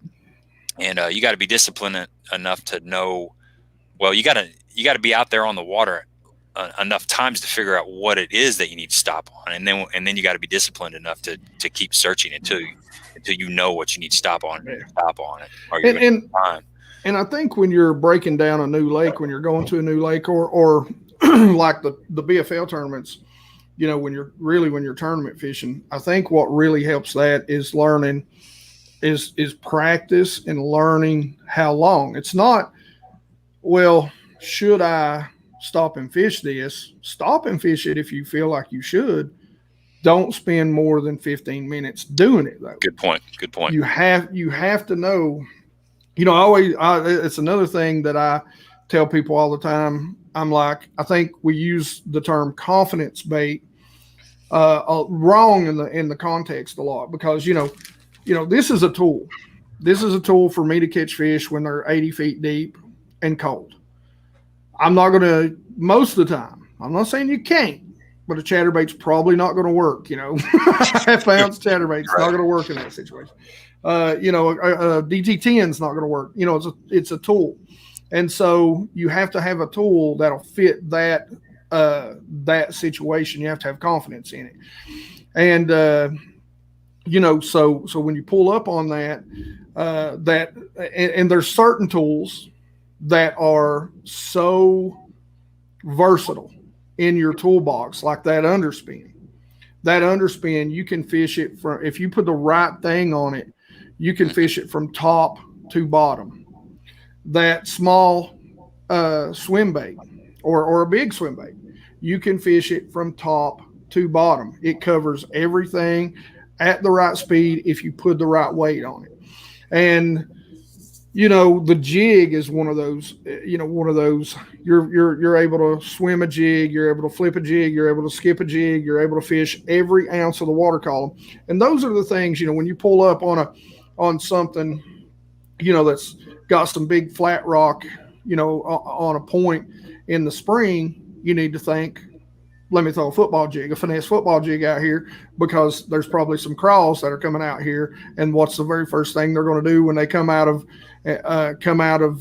hibernation or whatever during the wintertime? They're going to eat, they're going to molt. And that's going to pull in the bass in those areas. Those shad are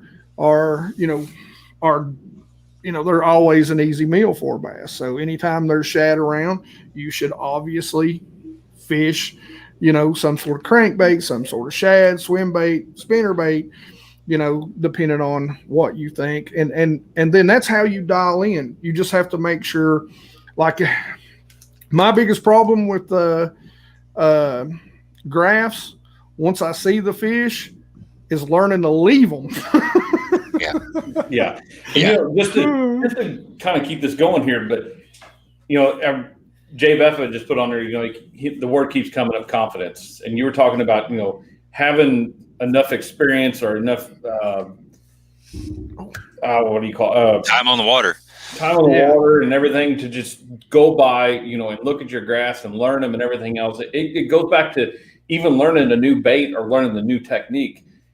Some days you just have to leave all your other rods at home and take just that single rod that you want to learn, to fish that certain bait. Just like learning your grass, leave your rods at home, because if they're in the boat, you're going to throw them. But in the winter, like Greg, I know you talked about graphing in the winter when the fishing's really tough. That's a good time to go out there. The water's usually clear. There's no plankton in the water. It's a great time to graph. That's part of the reason I do it in the winter, is because of the water clarity. Mm-hmm. Your sonar works so much better with that water clarity when it's clear like that. Yep. Number two, you go out there, there's no other boats that are making a bunch of waves, and you don't have your pleasure boaters out there. Grab your thermos of coffee or whatever hot drink you want or whatever, put your bibs on, your sock cap and everything, go out there and you can graph all day long and hardly ever be bothered. Unless you live on a lake that has a lot of duck hunting. That's a little different deal there. But yeah, that's, in my opinion, I think it's the best time to do it. And you learn and see so much more on lakes doing that and learning graphs. You're not in the heat of the summer, you're not getting hot or whatever, or your pleasure boaters are aggravating you, or fishing's aggravating you because you want to throw a rod. You can go out there, you can enjoy your day, and you learn a lot doing that. Mm-hmm. Ron, got a couple questions there that just came in. Ron wants to know what knot to use for the Demiki rig. I always say there's no wrong in bass fishing. Whatever the bass won't eat, try whatever you want on it, because you may find something that works better than anything I've got. That's my opinion. I mean, the bass will tell you if it's not right. So what about the knot? Do you just tie a Palomar knot or a Palomar? I've kind of got this. No, not on that. Now, if I'm tight lining, I want a loop knot. On that, I tie this kind of half-cocked San Diego jam knot just because it's so easy to tie. Yeah, that's what I tie too. Yeah, so that's whatever knot you're comfortable with. Okay. So, and then, another one from Whitewell Fishing is, he says he's new to smallmouth fishing and river systems. What's your confidence baits and colors for pre-spawn smallies and river systems? So you kind of showed a little bit of those, but is there anything that you've thought about that you left out? I mean, river systems, and I mean, we got to, rivers can be such a, I mean, are we talking about bass boat river systems? You can get a bass boat on. Are we talking about wading? We're talking about, I mean, there's never a wrong time to throw a jig on a river system. I mean, there's just not. There's never a wrong time to throw it. If we're talking about bigger, like Tennessee River, oh man, I would have to say during the cold water, probably a jerkbait A rig and a jig. I mean, how can you go wrong with that? So I'd throw a crankbait in there too, like a DT6, like you talked about. Yeah, they seem to get up shallow. And that TRD is probably one that you'd need. Yeah. So, and then Andy Leonard says he's fishing Del Hollow mid-March in a kayak. Do we need to fish the Kentucky side or the Tennessee side? And this is in March, mid-March. Probably both. Mid-March. Trying to think. So I haven't had a whole lot of luck on the Kentucky side, I'll be honest. Most of what I've fished has been on the Tennessee side. That's tends to be where I fish at a lot. But that lake's just so good. I'll be honest with you, it really don't matter. I mean, I've caught fish on the Kentucky side. I know there's one spot on the Kentucky side. We sit there during the migration, which should be right around about the time you're going to be there, and just totally stroked them on this do nothing point on a big oh gosh, who makes that swim bait? It looks like the Scottsboro tackle, but it's a Fringe. It's actually made by Fringe swim bait. Just sit there and I think we caught 30 fish off that stupid little point. It just had a little ditch in it on it, and they were just stacked up there. Okay. Chuck gave you a shout out for your BASSGEEK'S pleasure room. He said he got some ideas from it. Which, by the way, man, that's nice, dude. I guess I watched the video. I know I talked to you about it, and you were just starting to get going on it, and you were waiting for those flat boards to come in and stuff. And man, you did a good job on it. I'm pretty happy with it. Like here's all the racks and stuff from, they're still, that's kind of like my non-go-to stuff. And then like right behind my head right there is like all my like hard baits and stuff. And then that's all my like really go to, like I'm going to reach out and grab, a lot of the colors, which you can see. Notice that's all swim baits, and you notice all the holes there. You think I probably throw a lot of swim baits? Yeah, I think so. Here, and then that's actually my son's jersey on the number 60 there. That's actually my high school jersey. We went to the same high school and played football, and I actually coached offensive defensive line for 13 years there. And then the little jersey right down the blue one under the 50 is his first little league jersey. Oh, that's pretty cool. And then what you can't see is that shirt right there is a shirt that literally has almost every single pro that you can imagine that has signed it, other than I think Iaconelli, Skeet Reese, and KVD. That's nice, man. I mean, I've got Scott Martin, Roland Martin. I mean, you name them, dude. They're on that. So that's a shirt that I take everywhere with me. The Dean, the Dean, he's on there. Let's see. Gosh, I mean, Gary Yamamoto has signed it. So, that's awesome, man. That's Jay Beffa wants to know, do you have any good chick videos? Not like Chickamauga videos, I guess, for 1st of May that you can reference me to. that got sideways real quick. Yeah, I know a couple of chick videos, but I'm not, probably not the place. Program. Yeah. So Chickamauga, Lake Chickamauga. Anything you can? I don't have any good chick videos right now. That's a lake that I love to fish. I haven't got to fish it as much as I'd like. Now, my boy from Ledgehead, Tim, if you ever see the picture of Rodney Brown, the guys that weighed in the first 40-pound bag, yep. the Ledgehead guy is the other guy in that picture. So he just went down there for the first volunteer division tournament, which is kind of my home tournament series, BFL series. And then I think he said he had 4 fish. He had over 20 pounds. So it's pretty good sack. Yeah. Heck yeah. All right, we'll see. I think we got everything covered, I think, for the most part. White Whale wanted to know if Bass Munitions was closing up shop. He had thought about it. He's been at it for a long time. But no, he is not. He's scaled back some of his products, which he should. Some of them just didn't sell. I mean, why do you make stuff that's not going to sell. So no. So right now he is not, but you know, I love my buddy Richard, but if you like their stuff, you better put your orders in, because you never know, you know, you know, he is kind of back to working a full-time job now.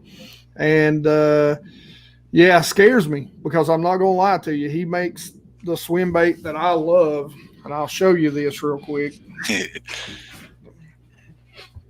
Yeah, you know, you got to streamline stuff. I know that's what Isaac talked to us about when he bought, or when he got Cumberland Pro or whatever, streamlining some stuff, and just, you get too spread out. Yeah. You know, you're not a box store. Can't pay attention to detail on all of it. No, that's right. You got to focus on just the best colors and the best bait, so you can put the TLC into them. Exactly. But this little swim bait right here, now this is my favorite. This is the Ghost Shad.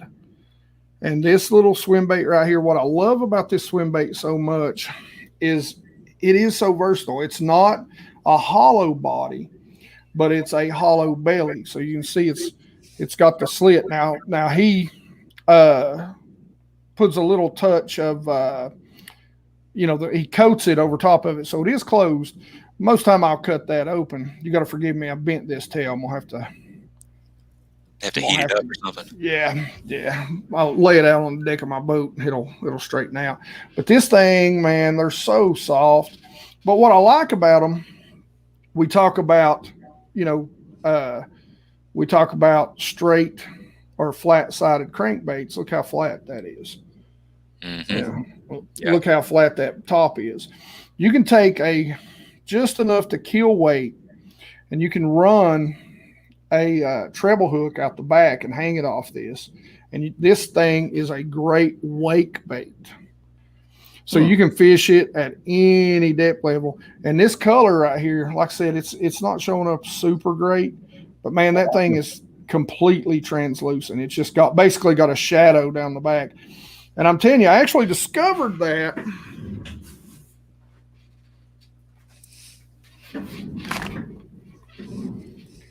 with this brand right here, which is Strike King Shadowlicious. And you'll see very much the same deal. So this is a hollow body, so you can literally take, and in the back you can literally take and blow that up like a balloon right there. It's hollow all the way to the tip. So these are a little more durable. And then what I do is I have him stop the dip halfway down the tail, so you get a little more action out of it too. Mm-hmm. And they're a little more durable because of the head. And you can make these line through too. I mean, real easy to make them a line through and fish them super shallow. But these, you know, you go through a ton of them, you tear them up a lot. But that's actually before I discovered him, and he started making those for me.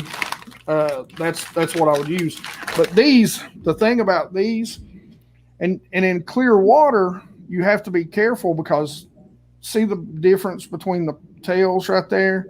This tail has a lot more wiggle. And that sounds good, but in clear water, it's not. You know, I always tell people, you know, in clear water, and when I talk about clear water, like I'm talking 10 feet or better, right? Like that's clear water to me. Okay. Most people, it's like 3 foot. Yeah, it's about five. 5 is clear water to me. Yeah, 5. I always say 5, and I'm like, 5 is not. It's not real clear for me. Yeah. You know, like I said, the day I caught them up there on Norris, I was in a place where you could see the bottom in 20 foot. Golly. You know, and so, you know, the thing about it is I like this bait because it is a tighter wiggle, a tighter tail wiggle.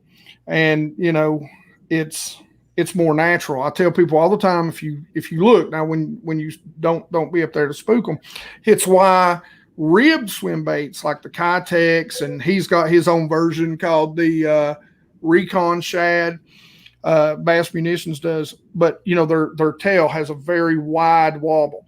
It's good at slow rolling, very slow in the wintertime. If you come up on a fish and you don't spook them, and you can watch them, In the wintertime, they've got that very wide fan-like movement. They're slow, they're cold. In the spring and summer, it's so tight that you can't even really see their tail moving. If they move from here to here, it's almost like their whole body vibrates. And so that's, for me, I relegate, those rib type baits to the wintertime when you want that nice, big, slow kick. And these, what I call slick sides, which is what these are, I call these slick sides, and that's when I'm going to fish post spawn through the summer, because they've got a little more, this got a little more body roll than this does. Of course, I put this on the ledge head, and then it's got a whole bunch of body roll. Head wiggle, really, not body roll. But that's for swim baits, for me, that's how I break them down. It just works. And swim baits for me, I'm even out with my ledge head guy fishing Dale Holla, and I'm just whacking them on an underspin or a swim bait. And, he's the swim bait guy, and he's not catching them on it, and finally he catches one up there, and it kind of comes out. He's like, that's how you catch them on a swim bait.